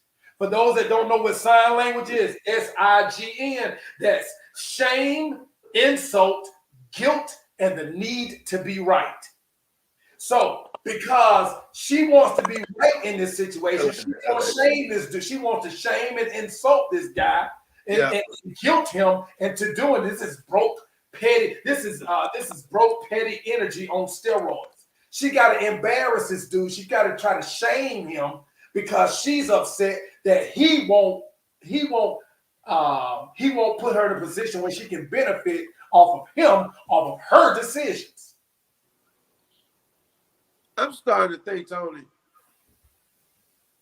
See, women get this narrative pushing them. They should get married for security. You know what I'm saying? So that alone telling you why their mothers be telling them to go ahead and get married. Go out there and find a dude that can take care of you. Mm-hmm. That's security. You know what I'm saying? Right. That's why the divorce rate is so high, man. Couples don't love each other, man. That's a damn dirt pool for one. Or two, it's just, I can't. Asia said, she said, well, she's typing, just hurt my finger. I wish you had a call-in feature. Actually, Asia, I just put the link down there in the comment section. So go ahead and hit that link. Hit that link and join us, and we'll give you a chance to expound on your post. I would really love to hear because you had some really good points on your post as well. And anybody that's interested in jumping on this topic right here. And Tony, I didn't say it, man. Look, dude, I've seen chicks that try to make, the dude be the daddy, but she don't fool with his kids outside the house. I've seen that. I have seen that. Spaz out when he go tell on his own kids. I have seen that. And I don't. For the life of me, I don't understand it. But I guess I'm not supposed to understand that because that's garbage. That's absolute garbage to me. So I'm not even going to try to figure that one out. But I want to get to. Okay, this is what I see. This is what, and y'all, some women gonna hate me for saying this, but it is what it is. This is why some women need to stop having multiple baby daddies. He ain't wrong for how he feels. Those kids are not his. This is a very iffy situation, but it's a situation that she made, not him. Right. Now, whether he had a baby with her first and he don't want to take care of the kids after that, or whether she got pregnant, she already had kids, but he taking care of his kids. However it goes, the onus is not on him to support those kids, to make sure that those kids eat, to make sure that those kids got whatever they need. Now, it would be nice, yes, it would be nice if he would offer that and do that. If he's not in a position to do that, does that mean he can't do nothing special for his kids because he can't afford to do it for everybody? So his kids miss out on special things. Right. That ain't fair. How's that fair? It's so jacked up, man, because in relationships you really don't get to know a person until y'all been together a minute. That's one thing, and y'all have to be to live with each other as well to truly get to know. Because so people play a role for so long, you know what I'm saying? Then you get to know, you be like, whoa. And like I say, dude, women think that we supposed to take care of all those children. Yeah. First off, what women don't know is a lot of us used to pledge back in the day. I never dated a chick who got women. You know what I'm saying? You remember we were growing up. You had kids. Back before you had kids. Yeah, but hold on. Yeah. But still, even with that, though, I used to. So it's good that we even dealing with y'all because not too long ago, the mind frame was, oh, she got children. You know what I'm saying? Yeah. Multiple baby daddies. That's instant drama. Right. Right there. Let's do this, Duck. Asia is in the background. I want to bring her in. And let her expound. And she doesn't have her. She's not going to do video with us tonight. She's just going to do audio with us tonight. Asia, you there? Hey, how are you guys doing? Hey. Excellent. We are doing excellent. Yeah, you had a phenomenal post today that took off. It took off and it went crazy. So I Yes. said this is a topic that people talk about a lot. Let's talk about it on the show tonight. So when you posted this, what did you think? What did you think the response was going to be? What did you think the response from the men was going to be? I actually thought that a lot of men were going to be in agreement with the original poster because this is a true post. This did happen. And I was actually shocked that there were some men, and I actually thought that no women would agree with the man, but I was actually shocked to see that there were some women that agreed with the poster, Yeah. and I was actually shocked to see that there were a number of men who disagreed with his actions. I saw that. I saw that. Wow. But now the reason why I wanted to join in, okay, so I heard Ducky Boy's you know, his thoughts on it. I've heard your thoughts on it. So now I think I relate more to the children because what I kept saying in the post was, okay, the kids of the guy. Mm-hmm. Now you're putting them in an awkward position because they love their siblings. And if Mm-hmm. I come in the house with McDonald's, if me and my brother come in the house with McDonald's, or no, we have it dropped off to us. He dropped it off right.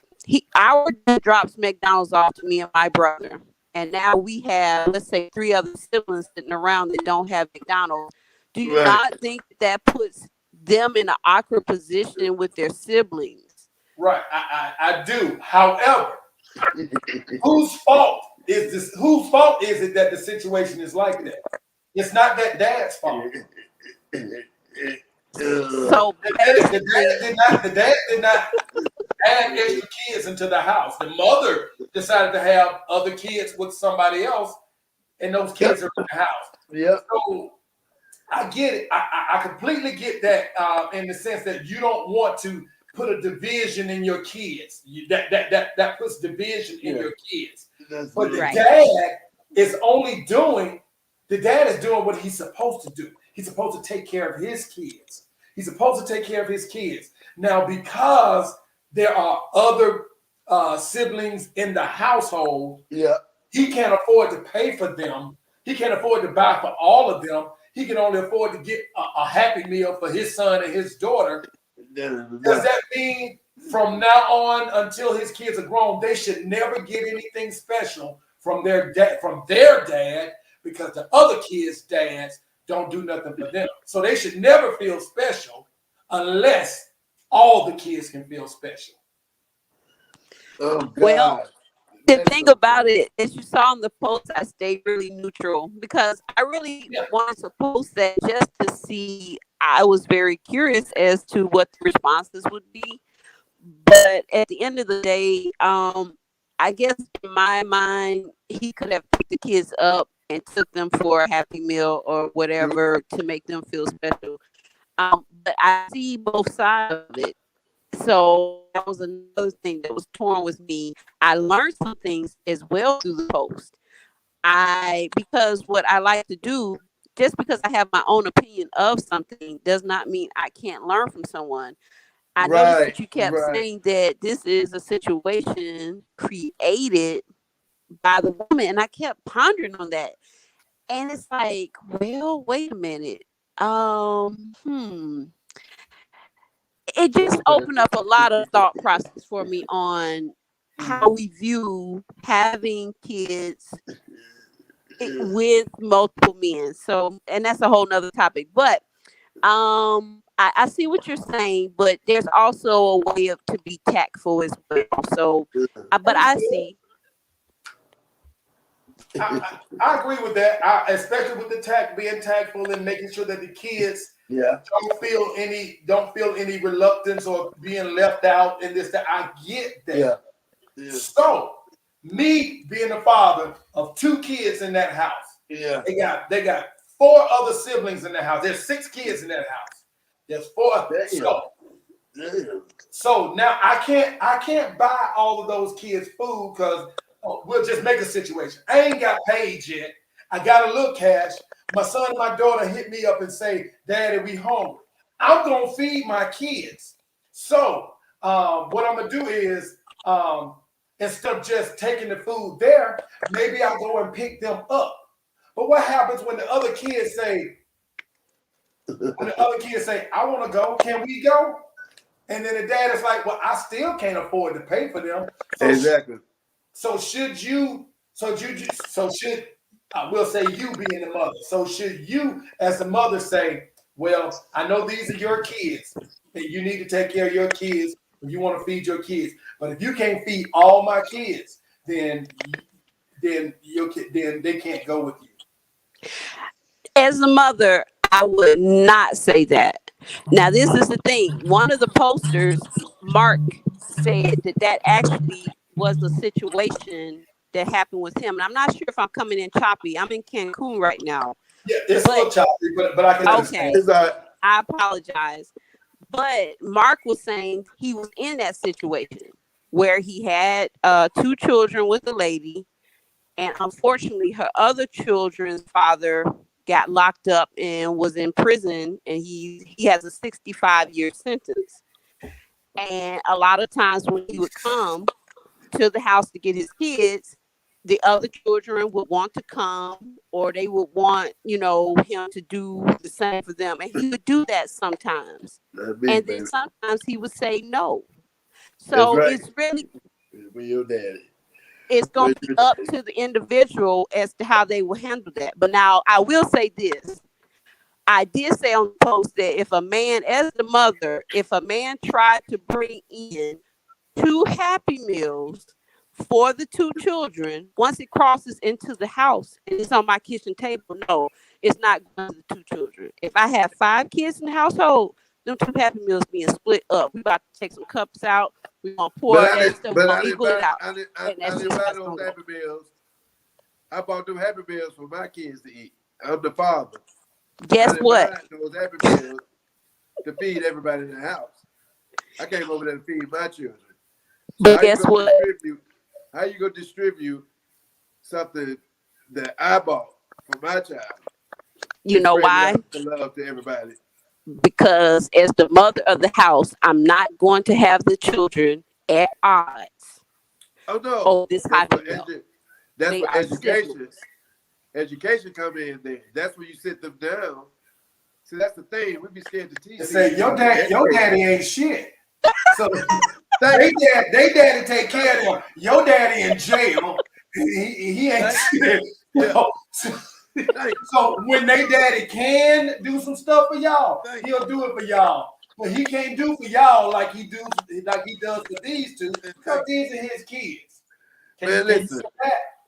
Yeah, look, man, I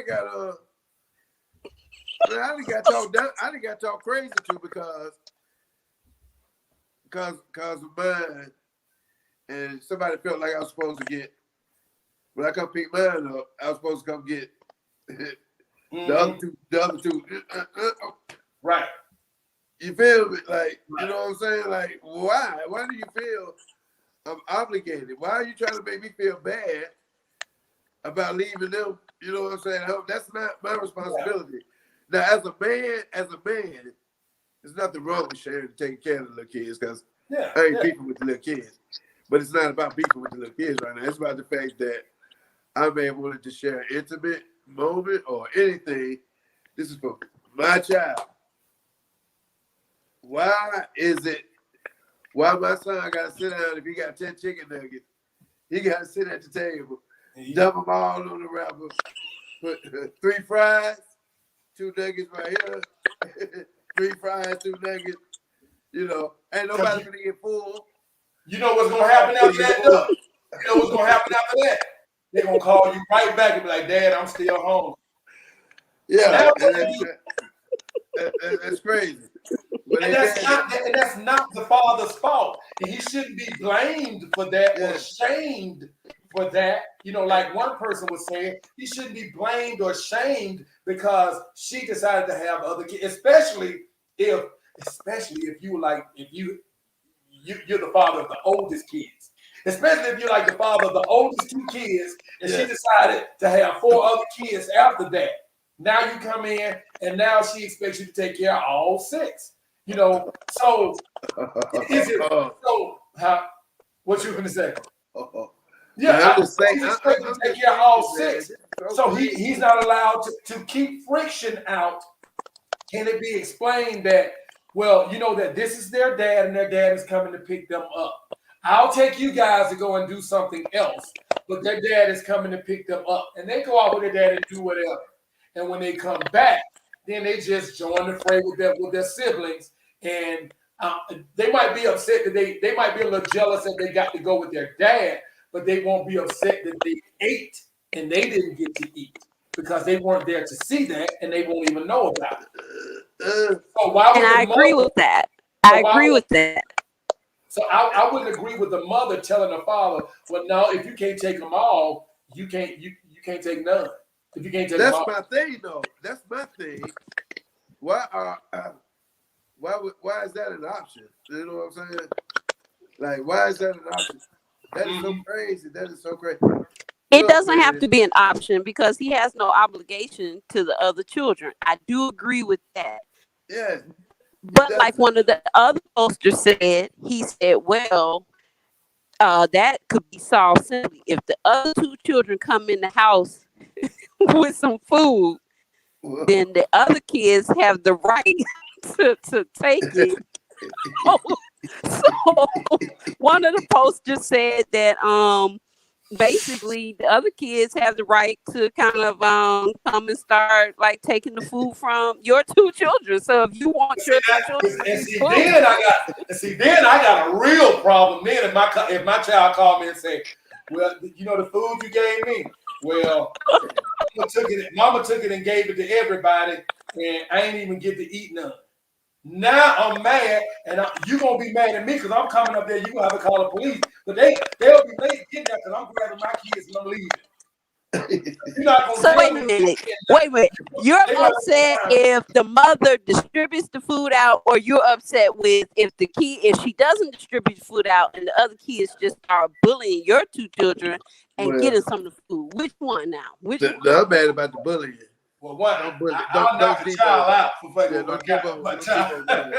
I'll fuck a child up for messing with my kids. Now, don't I'll fuck a child up for messing with my kids. But no. I'm going through that now. Hey, did you ever see the way Homer Simpson choked out Bart? Yeah. I'm going through that now, man. I'm just saying. I just feel like now I understand it's an iffy situation and it's a touchy situation and it's more touchy for the women because they are the ones who have the kids. So if a situation happens that their child gets their feelings hurt, the mama is pissed. You done hurt my child's feelings, and now I got to get you.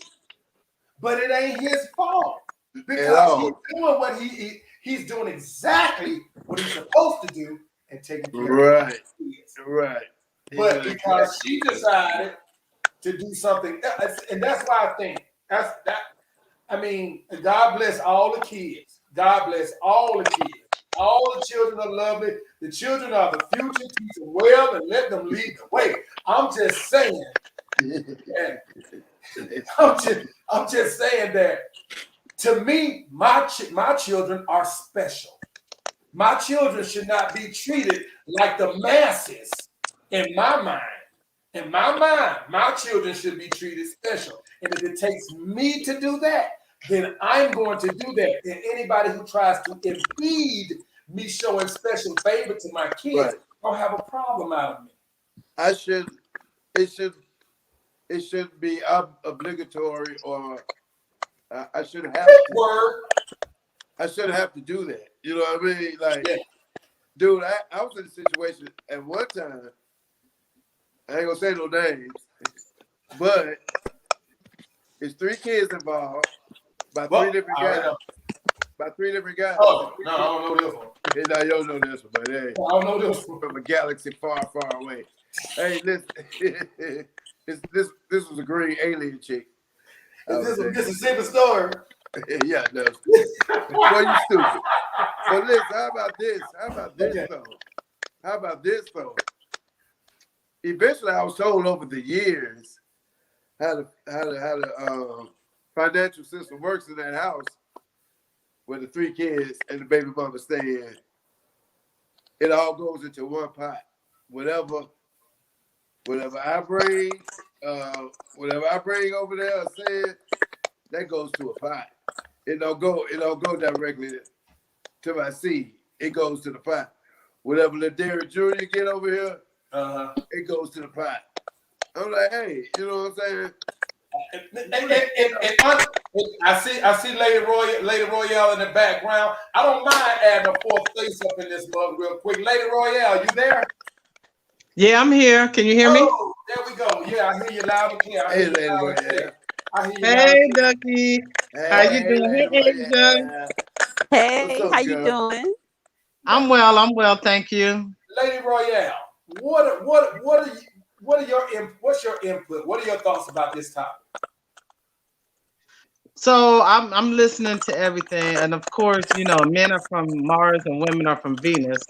So this is a topic that nobody's gonna come in agreement with. Right. But I grew up with my aunts. I mean, they had kids young, and the way they would do it is and this was back before cell phones. I'm telling my age.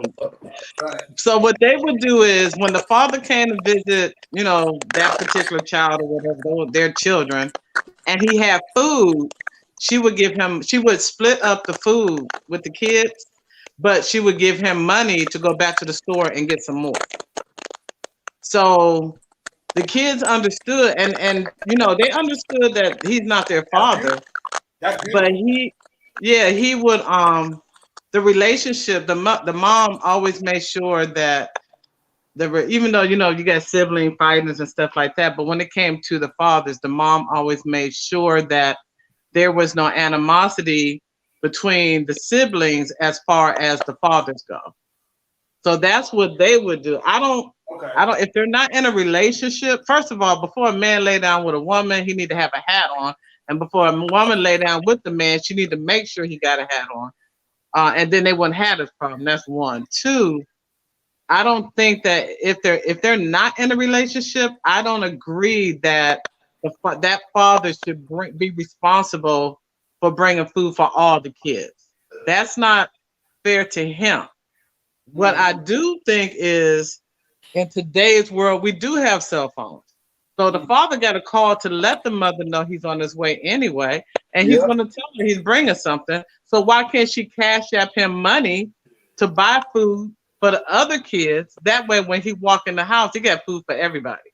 That's a good idea, and that's very noble. However, what about this? The reason the kids called their dad and told their dad that they were hungry is because mama ain't got no money. Then I think the father should go pick up the kids and not bring the food to the house. Yeah, I can see that. I agree with now, that. You know what? Hey, that ain't a bad idea, because sometimes you may want to hide it. I never said it's a good look. To feed yours and not feed theirs. Yeah. I just don't agree with the fact mine has to get punished, or mine has to, you know what I'm saying, share, you know, dance with everybody.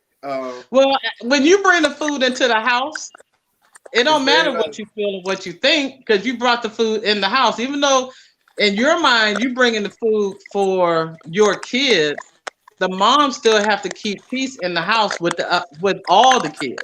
Understood. So And that's what my point was. Yes, she have to make the final decision and say, look, well, we're gonna split this up with everybody, and she gotta do what she gotta do as a single parent. So in my opinion, the father first of all, he needs to respect the fact that she ain't cussing you out, because even though it's not your responsibility, her thought process is, okay, so now I gotta deal with my other kids. Now, if you know she ain't got no food in the house, why the hell you gonna walk up in there with food just for your kid? I think that's fucked up on your part.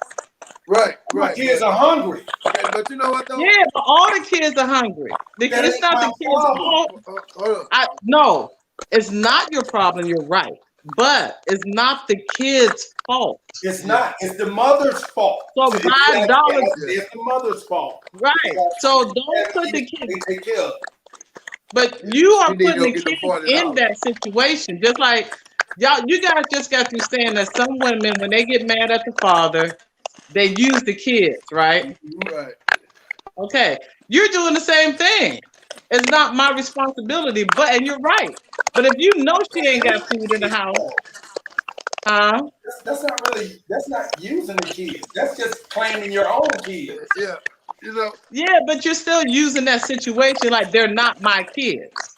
It is not my responsibility. But you know that you are the adult. Be an adult. I get it. But it's still not his responsibility as an adult. I just know.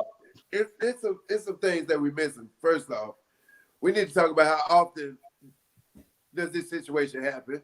That plays a part. Like, does he always do that? Like, do we always come over there? Okay, well, that's a point to take. That's okay. You see, we ain't mentioned that. Is this something that happens every now and then? You know what I'm saying? And, but that wasn't thrown in the scenario. We're only working with the scenario, right? That's what I'm saying. Right. And the thing about it is the reason why this post touched me is because we have so many single parent homes in America. This scenario happens every day.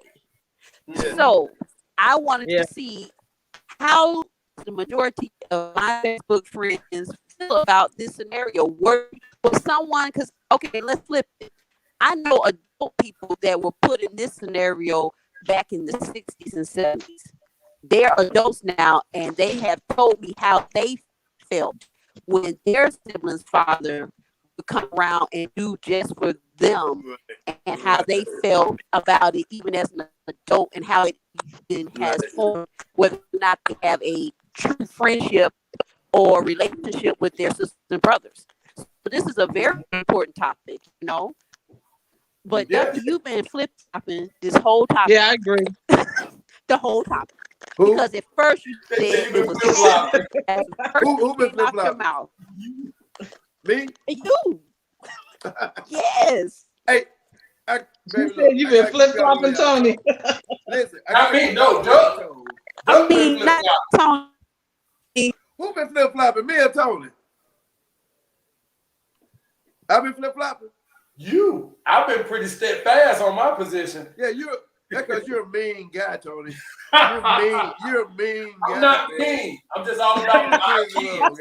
I want my kids to get what you mean. That's so funny. mean. But see, the thing, you know, that's what me all about is that's care. But you know something, that just lets me know.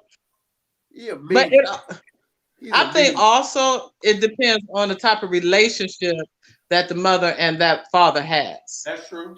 Because if they have a good relationship, the father wouldn't walk in there with food just for his kids. He would walk in there with food for all the kids because that's just the type of relationship that he and the mom have. Hey, I don't know. What if that stepchild what if that stepchild is an asshole? What? That means so what? That is hilarious. You said Tony mean. Goodness gracious. You said so the stepchild can't eat because he bad. No. What if he's an asshole? Oh, he can eat whatever his mama buys. He can eat whatever his mother buys him. Y'all is hilarious. Whatever his father. But y'all just said she ain't got no money, right? But you know what though? I didn't say that. I think that I would to quell everything and quell all down the argument and everything with the kids. I think the smart thing to do would be to not go to McDonald's and buy Happy Meals or go to Burger King and buy combos. It would be to go to the grocery store and buy some food. You go. Right. That would probably be the best.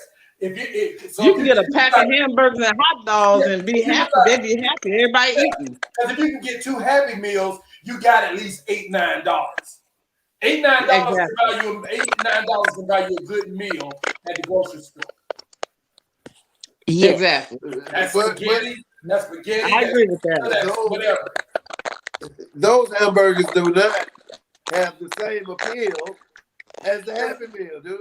You know something, Doug? It just ain't no pleasing you, is it? Ain't no toy, ain't no soda, I'm ain't no just being fries. devil's advocate. I'm just being the devil's advocate. That's all. Now they ain't got no fries. They got some plain Lay's potato chips. You can get fries for like $2. Go to Walmart. Maybe get some fries. Go So, back. Go back. I think if I had suggested that earlier, Asia, that might have quelled this, a lot of things and shut a lot of the back and forth down. Don't feel bad for what you said because, like I said on the post, everyone has a right to their opinion and their decision. Right. And Yeah, that's so true. decision is your decision and how you feel. It's just I was just very curious on because it just was such a. I mean, I was just like, wow. And I mean, when I read it from the original poster, the guy who did this, I really didn't even know the way to even say. I didn't even comment. It just took me back, and I was like, I got to repost this. And I asked him a question. He did not answer it. I wanted to know if he did this. Was this some a way that he was raised to think like this, or was this just from his adult experience? You know, in other words, is this something that has just formed in his mindset from being an adult and dealing with women? So he didn't answer because a lot of people jumped down his throat on his post. A lot of the women came for him. They felt like he should have bought a pizza and fed all the kids. I remember that was someone said that he should have bought groceries. I think his mindset, he wanted to do something special for his 2 children, and he felt like he should be able to do that. And he dropped it off. And but Ducky, you said earlier that was tacky, but now you're flipping. You flip flopping. What I say? But see, look. I be thinking of different scenarios. See, y'all forgot about this. I'm gonna tell you what it all depends on one thing. This is the biggest element we never spoke about. Are you 2 guys still sexually active? Okay. That's a whole nother ball. That determines how many Happy Meals come through. Now, see, you know something, Ducky? Now. You done messed up now. Because my thing is, if you want to go that route, are you in a relationship or is she just a booty call? That's what I'm saying. I'm speaking. So y'all ain't thinking. Y'all gotta see. This is something I used to tell my older son all the time. Just because the woman is full of shit, don't mean you need to be. I get that. Look, I just said everybody knows shenanigans bring about shenanigans. Exactly. Listen. Exactly. That's common sense. Y'all the ones set the tone about the benefits that come from shagging, sleeping with each other. Y'all set that tone. So, but when we partake in it, like if you get extra Happy Meals because we having sex with each other, that makes sense. You feel me? So now I'm really not feeling what you just said. You know what I'm saying? So you saying sex so it depends on how good the sex is or how much she's sexing you. That will determine of whether or not you're gonna get a Happy Meal for every child. No, not me. I'm saying this. Normally, if a baby mama and baby dad is still sexually active in bed, there's peace and harmony all the way across the board. They ain't gonna be arguing over no petty shit like how many Happy Meals came through the door. That conversation won't even pop up. You feel me? But when the sex stops, and then they got this little tension going on between them, that's when each little petty thing that happens starts to stick out. So that goes back to what I said as far as it depends on the type of relationship that they have. Big time. It does. It's so many elements we ain't speaking on and so many different types of scenarios. Now I'm not joking right now. I'm gonna act like an adult for a few minutes. Listen, me personally, I don't have a problem with feeding my child's siblings. I've always been great with children. I've raised somebody else's child. I'm cool with kids. You know what I'm saying? It ain't easy, but you know, I ain't gonna say I always like doing it. I'll be lying, but I went there. I got too much class to come over there with one Happy Meal. You know what I'm saying? It don't feel right. Of course, I'm going to bring it up for everybody to eat. But if it's that one time, then it happens. I don't think it should be the end of the world because I did it one time. I'm gonna call it. Well, I mean, I just think the kids. You should bring the kids. I don't think that if the father doesn't have enough money, or he's in a mood, or he don't want to buy the other kids anything, and he doesn't want to go to the grocery store, and he only want to do for his kids, then I think he should have enough respect for the kids. I ain't talking about the mother, because if him and the mom got a bad relationship, then he don't care about her. But at least for kids, I think he should come and pick his kids up, especially if he's trying to do the right thing. Doing the right thing is not going to McDonald's and dropping the food off. If you want to go there, doing the right thing is going picking the kids up, taking them with you to get the Happy Meal, and then going to a park or somewhere and spending some time with the kids and let them eat their Happy Meal like that. Making an experience. Right. We did address the situation where there's a lot of mothers out there that will tell the father, if you can't get all my kids, you can't take none of them. Well, then that's when he got to go to court and get his equal rights. She's gonna have to come find me because I'm grabbing my kids and I'm leaving. You sound like my son now. I'll be gone. But I think more men should exercise their right and get visitation rights. But I think the only reason why they don't do it is because of child support. Well, that, and we be scared. I'm gonna tell you, it goes back to this word I was saying earlier: education. Brothers have never sat down and researched what rights we have. See, a lot of dudes don't know. It's plenty of rights that we have as fathers when it comes to that child support court. But we've been spooked. We've been spooked so long. When we had child support, we just think of, you know what I'm saying, a dark cloud over a man's We're gonna take all their money and that's it. There are some that will do that. Every time you get a raise, you take your money. Big time. There are women who have snaked their way into being cool with the people in the office where her husband, where the baby daddy worked, and let them know this. I know this because I know the situation where a woman that has a baby by a guy that works at a place, she befriended somebody there in the accounting or payroll or whatever, and they reported to her every time he had a bonus or a raise or whatever, and she took his ass to court every time, and every time she got the money. He couldn't handle a lawyer. I don't know what his situation was. I don't know what his situation was. That's the only way we mess up in child support is when we go in there without a lawyer. If you go in there with a lawyer, you can't get screwed over. You know what I'm saying? Family court is not for men. Yes, it is. It's not pro men. Family court is not pro men. I think so. Now you can go and put yourself on child support. You can go to. Yeah, and that's not pro man. How's that pro? That's not pro man. Yeah. Tony, we don't know our rights. That's why we don't exercise it. That's how we get railroaded. Yeah. If you notice when a sister is when they're in front of that judge, and that judge telling that man he got to pay $800 a month for that kid, right? He don't make the $1,600 a month. Yeah, but you know who's standing next to that lady, the baby mama, her lawyer. Yeah. You know who's standing next to that dude? Nobody. His spirit. His soul is sleeping. He said his spirit. His spirit. Shit. I went in there butt naked without a lawyer one time, dude, the first time. because I was trying to be bold and bad. I was like young, man. I was like 19. I said, man, I ain't going to that courtroom. You know, screw them folks and all that. Hey, man, when I got that first invoice,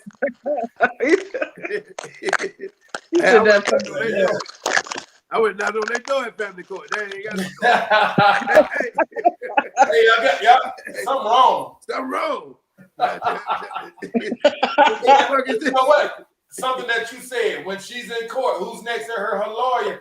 And a lot of times, that lawyer is a divorced mother of kids. And she gonna do everything she can to make sure that girl get everything she can. Hey, she's better times 10. Oh man, I had to get down with the same instance. The lawyer chick, after they burnt me alive, after the judge said, "Oh yeah, you came to court, buddy. You should have had a lawyer. That's what you got to pay." And yada. I was so furious, man. The lawyer was standing between me and such and such, and I'm like, "Lady, who?" Oh yeah, I had to cuss her out though. I was like, "Where's your husband? You got that miserable ass, bitter ass. If you don't get the fuck out of my face." That's why they slapped you with all that damn. With all that what? That's why you was going knocking on family court like something wrong. You got that check with oh y'all made a mistake. Hey yeah. I was knocking on the door. Hey. I just got one question. I think somebody made a clerical error. Serious, right? Shit. He said a clerical error. They said shit. Man, I was so mad, boy. And her lawyer was like standing looking at me like I'm a piece of shit. Looking at me like I'm a piece of shit. Yeah. Like you need to pay your child support. You know what I'm saying? Boy, I was so furious. Boy, you could have cooked some oatmeal on my forehead, man. I cussed that ass out so bad, man. That lawyer chick, man, Lord have mercy. So when the guy told me, he's like, man, don't ever go in family court without a lawyer. Now, without some form of representation, it doesn't even have to be an actual attorney. You just need representation, somebody who is active in, like, I'm going through grandparent rights because Tony, you know my son and everything. So I am able to get grandparent rights because of that. So I'm going through that now, but I'm not doing it by myself. I have a representation. Oh, okay. So there are organizations that will help the father, in situations like that, and it doesn't have to be an attorney. But like you said, Duckie, men run from it because they already got it in their head that they're not going to win, and that's not true. Yeah, that's not true. They just gotta they gotta fight hard. And my thing is that would eliminate situations like the Happy Meal situation. Yeah. I still ain't but one Happy Meal coming through that door. If we ain't banging. You said no, but one Happy Meal coming through that door. It ain't but one Happy Meal coming through. Oh my God! You know something, Duckie? That's another conversation. Hey, Duck, I'm gonna call her ahead of time. Like, hey, put all your kids in the back room. Yeah. I'm going to bring my baby some food. You the Happy Meal Santa Claus, huh, Tony? Put everybody to bed. Put them kids in the back room for about 35, 45 minutes. Hilarious. You are stupid. Hey, but McDonald's French fries be so loud. They're going to be like, you can smell them. You can smell them. I don't care. Before even coming in the house. And the kids be hungry. Mama, I smell some happy. Like that little girl. The little girl told her mama, that man eat some chicken. Mama. I was trying kids will come out and see crumbs on your face. She kept saying, Mama, that man eat some chicken, Mama. Y'all funny. He got chicken crumbs, Mama. Get your little ass up on me, man. Your breath smell like milkshake. Your breath smell I know, right? But like, what kind of perfume you got on, Mommy? McDonald's? It's called breast and thighs.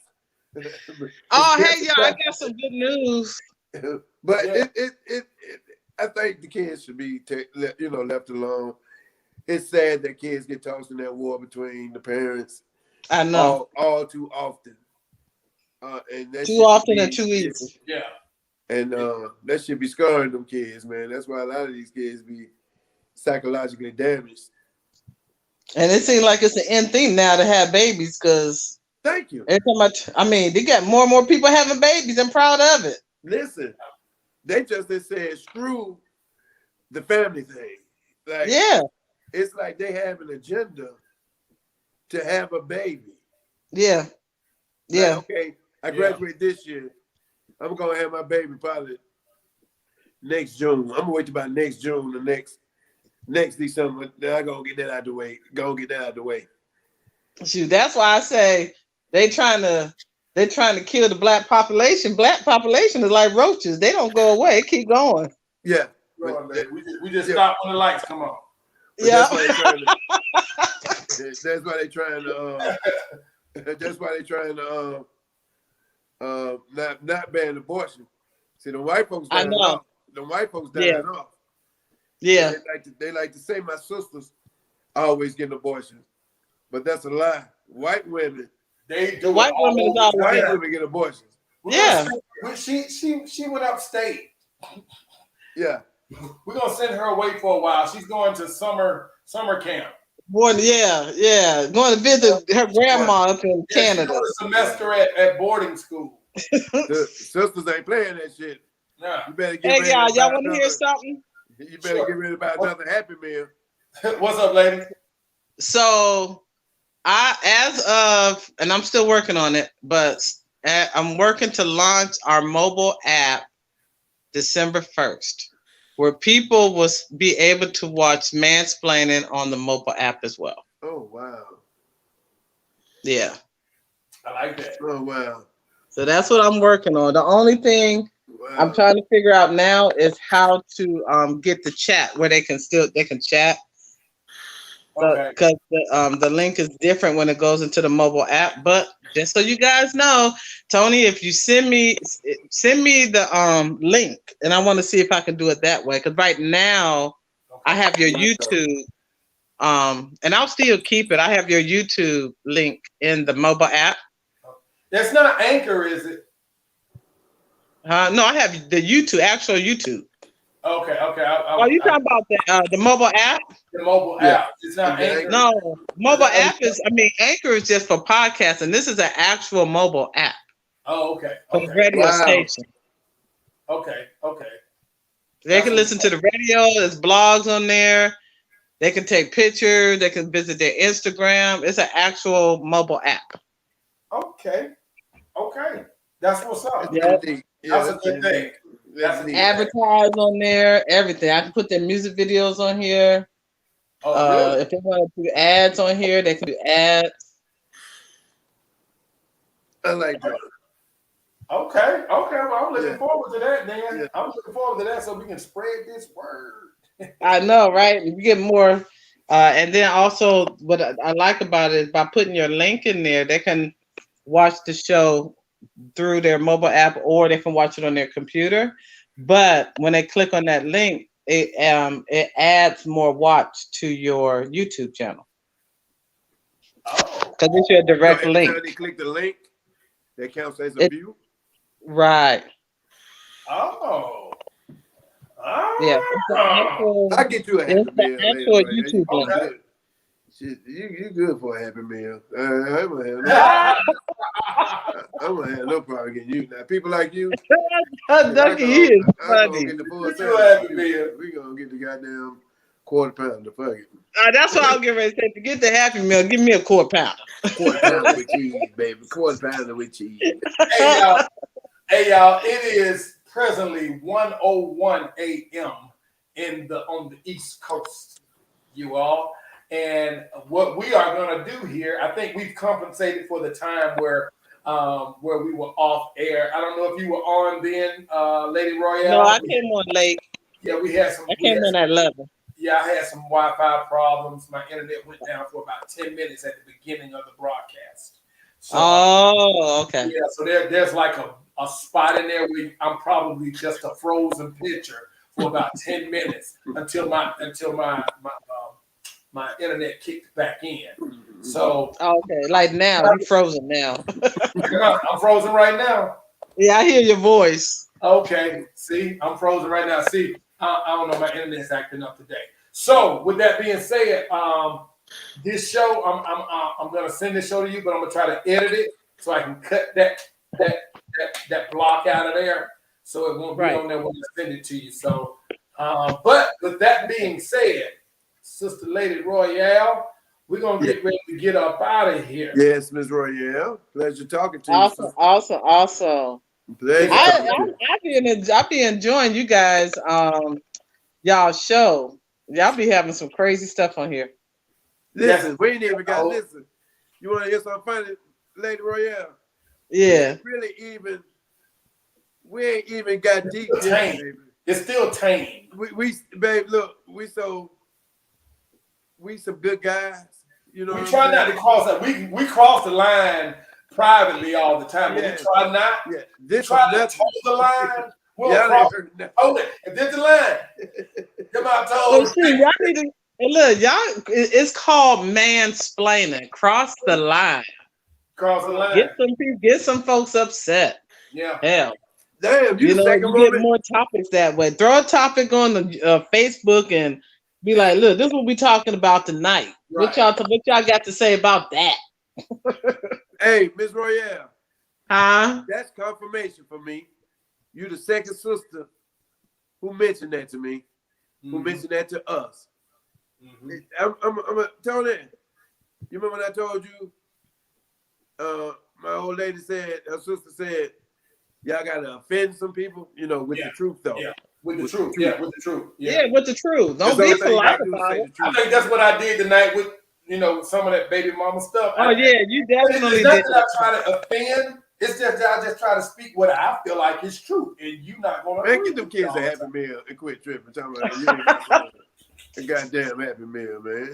That is hilarious. But no, you can't.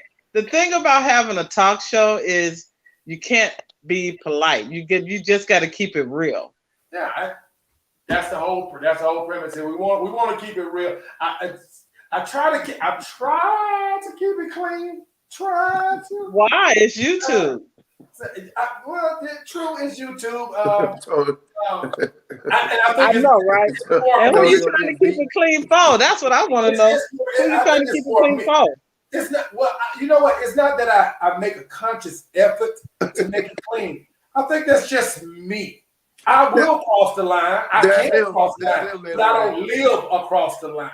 You know what I'm saying? I don't live over there, but I visit quite frequently. But I'm sure y'all be talking stuff like no different than what women be talking when we're not online. But you got more nowadays. You have more people bringing that online because it's all about numbers. That's the bottom line, right? Yeah, we want views. We gotta give it to them. Right. So, but people like debauchery. Hey, look, Tony. It's kind of like when I was making you. I don't know if you ever told Duckie, but I was making you do your show. I was like, Tony, when are you going to do your show? Yeah, I was dragging my feet. She was like, hey, you need to do your show. Yes. So my thing is, you stepped out your comfort zone by starting your show. So you got to be comfortable with being uncomfortable. That's right. Yeah, that's dope. And eventually it will be comfortable because you're going to feel comfortable. Like, look. If this is mansplaining, so this is the man's point of view show. That's basically what it is. Right. So just like tonight, you said, "Look, them my kids. I'm bringing food for my kids. That's the mama's problem." You was literally expressing how you felt about it. That was the truth. It's mansplaining, so you was telling the truth. We got to step outside of our comfort zone again. Right. You know. Yeah. You got to step outside. You step how you feel, And you did it one time. I think you was talking about, I think, Tony, you had one topic when y'all was talking about women and how they dress. Yeah. That's always ruffle feathers. What? Yeah. So, and then I know y'all have things out like y'all was saying that y'all talk about when you're not on. Y'all probably, I bet you any amount of money. you guys be talking and be like, dog, that'd be a good topic on the show. But nah, we ain't gonna do that. We ain't gonna do that. Do you be around us? I don't need You to. tapping our lines. What the hell going on? We debate on whether a topic. We debate on whether a topic is too debaucherous. Right, I know y'all do. So y'all got to decide. Like I said, you got to be comfortable with being uncomfortable. First of all, you can't make everybody happy. That's just the bottom line. And you're gonna piss some people off. Yeah.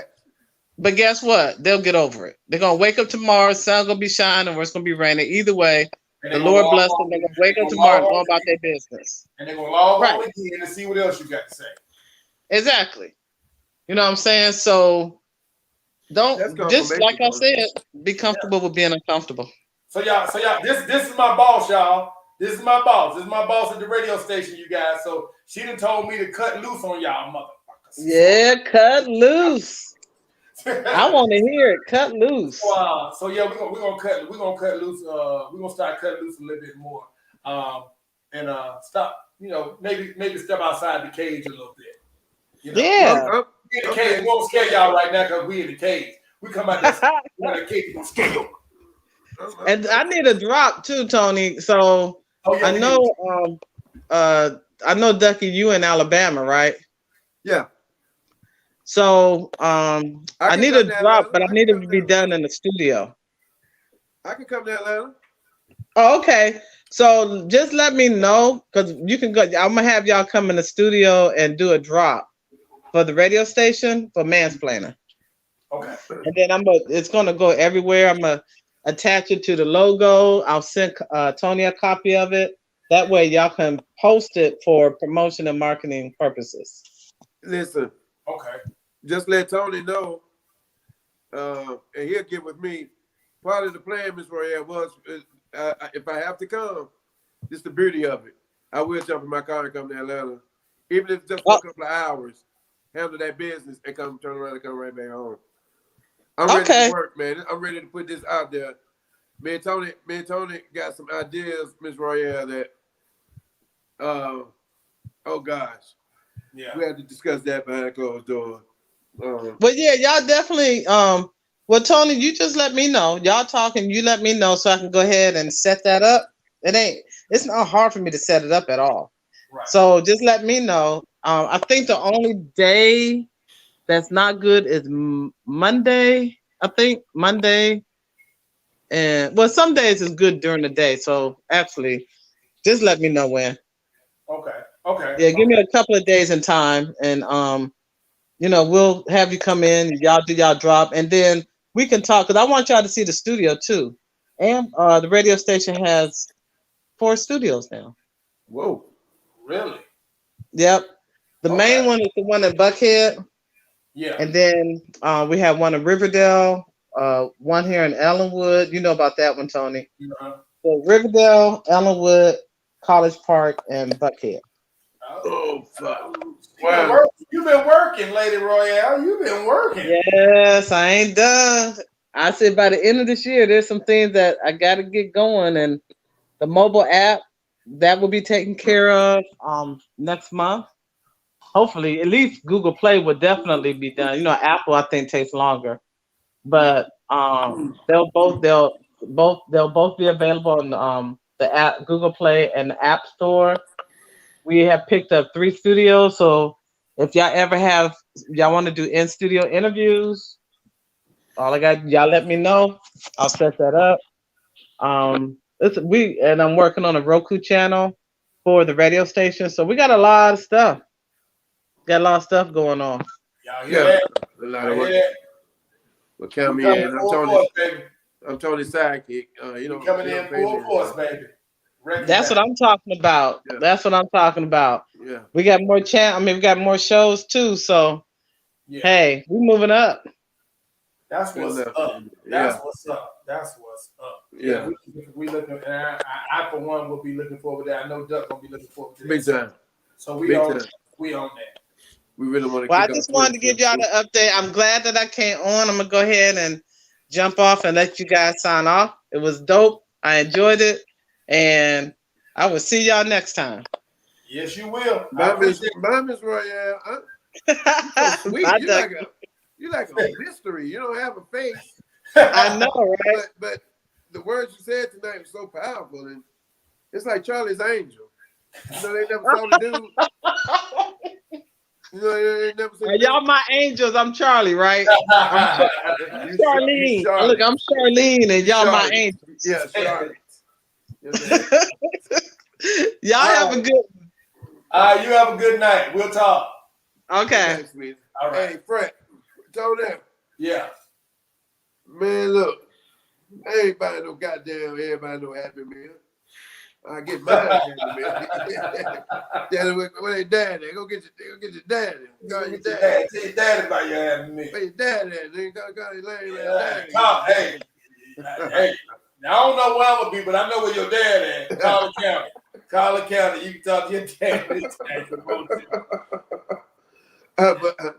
me stop, man. Let me stop. Look, dude, it's 3 hours, man. Yeah, man. We coming up on 3 hours, man.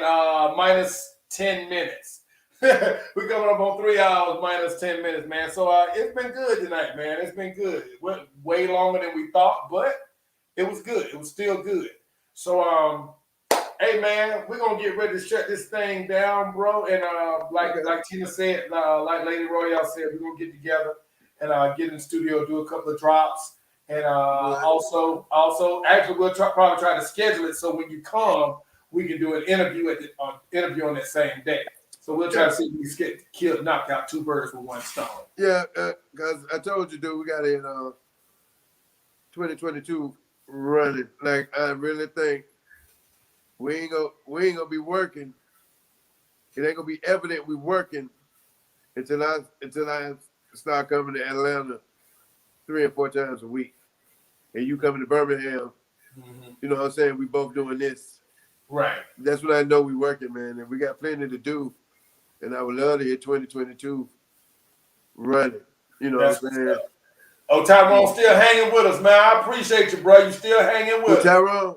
Yeah, Tyrone still hanging with us, man. So I appreciate you, bro. Hey, man, we gonna give you some kind of designation, bro. Give you some kind of designation coming, tuning into the show. Give you some kind of designation or something. I don't know. We'll think about that. But I appreciate you following us every week, bro. Everybody that's following us every week, we appreciate each and every one of you. Big time. Hey, Duck, man, I'm getting ready to get up. We getting ready to get up out of here, man. Any parting words, man? No, man. Looking forward. Just looking forward, man, to working, man. Let's get it in. As you all know, the hour didn't change. We lost an hour last week. Mm-hmm. Holidays coming up, Tony. Yeah. It's time to get it in, man. Yeah. We got work to do. We gotta check schedules and see if maybe we can do a big time. A live together Christmas show or something. I've been getting New Year's, Christmas, something like that. I got a lot of people supporting us, man. They want to see us pull this off. And we know our views are low and the subscribes, but if you're watching and you ain't subscribed right now, log your ass off of this show right now and go. Matter of fact, you ain't even got to log off. You're watching it on YouTube. Hit the subscribe button. If you're watching right now, hit the subscribe button. We need your subscription. We're trying to grow these numbers and we cannot do it without you. But I think we'll be okay, man. And let's get it, man. We got to turn it up. 2022. Everything we talked about, how we go hit them. Dude, we got work to do. I'm ready. Yeah. Just lay it all on the table, Tony. Yeah. Ain't no limit, no ceiling, baby. We ain't got no ceiling. Yeah. Whatever y'all hear from us, that's what it is. Don't put us in a box. Yeah. I think we one dimensional. This is all that we have to bring. Yeah. Nah. Like Ryan Leslie said, the ceiling can't hold us, baby. I don't know what the hell you just said. I said like Ryan Leslie. You don't know Ryan Leslie. The R&B singer, man. The ceiling can't hold us. Who the hell are you talking about? Ryan Leslie. What the hell was he saying? The ceiling can't hold us. But anyway, boy, look, man. We didn't even speak on the fact that tomorrow is Veterans Day.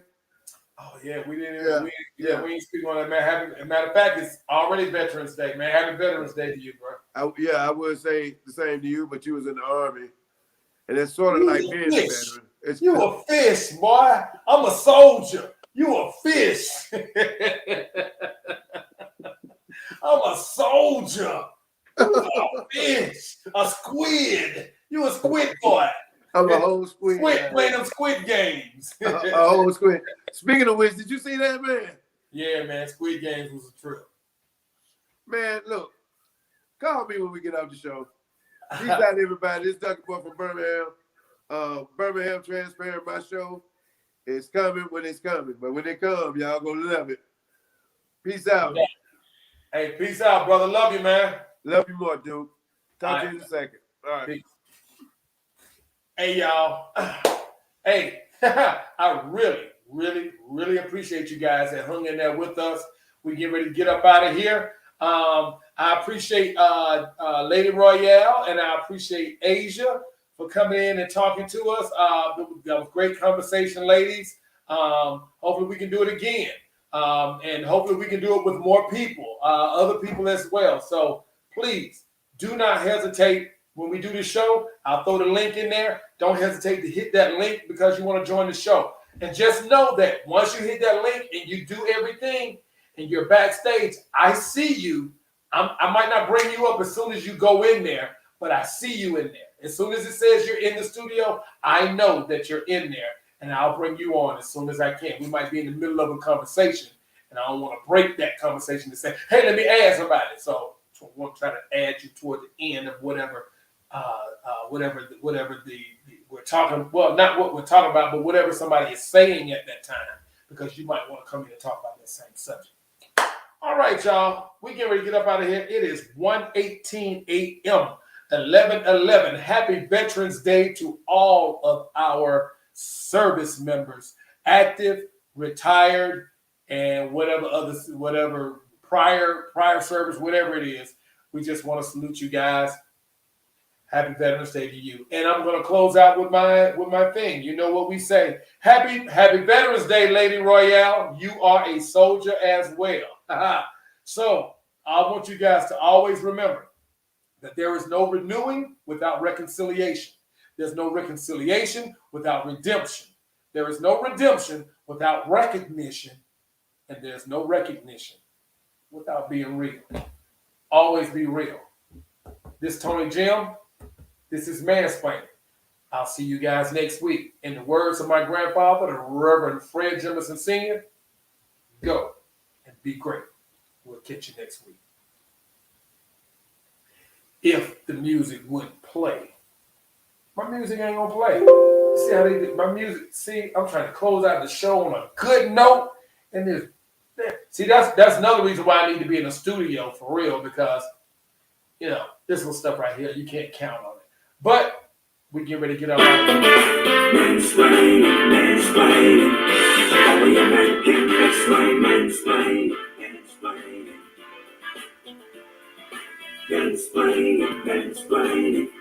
How are you making mansplaining?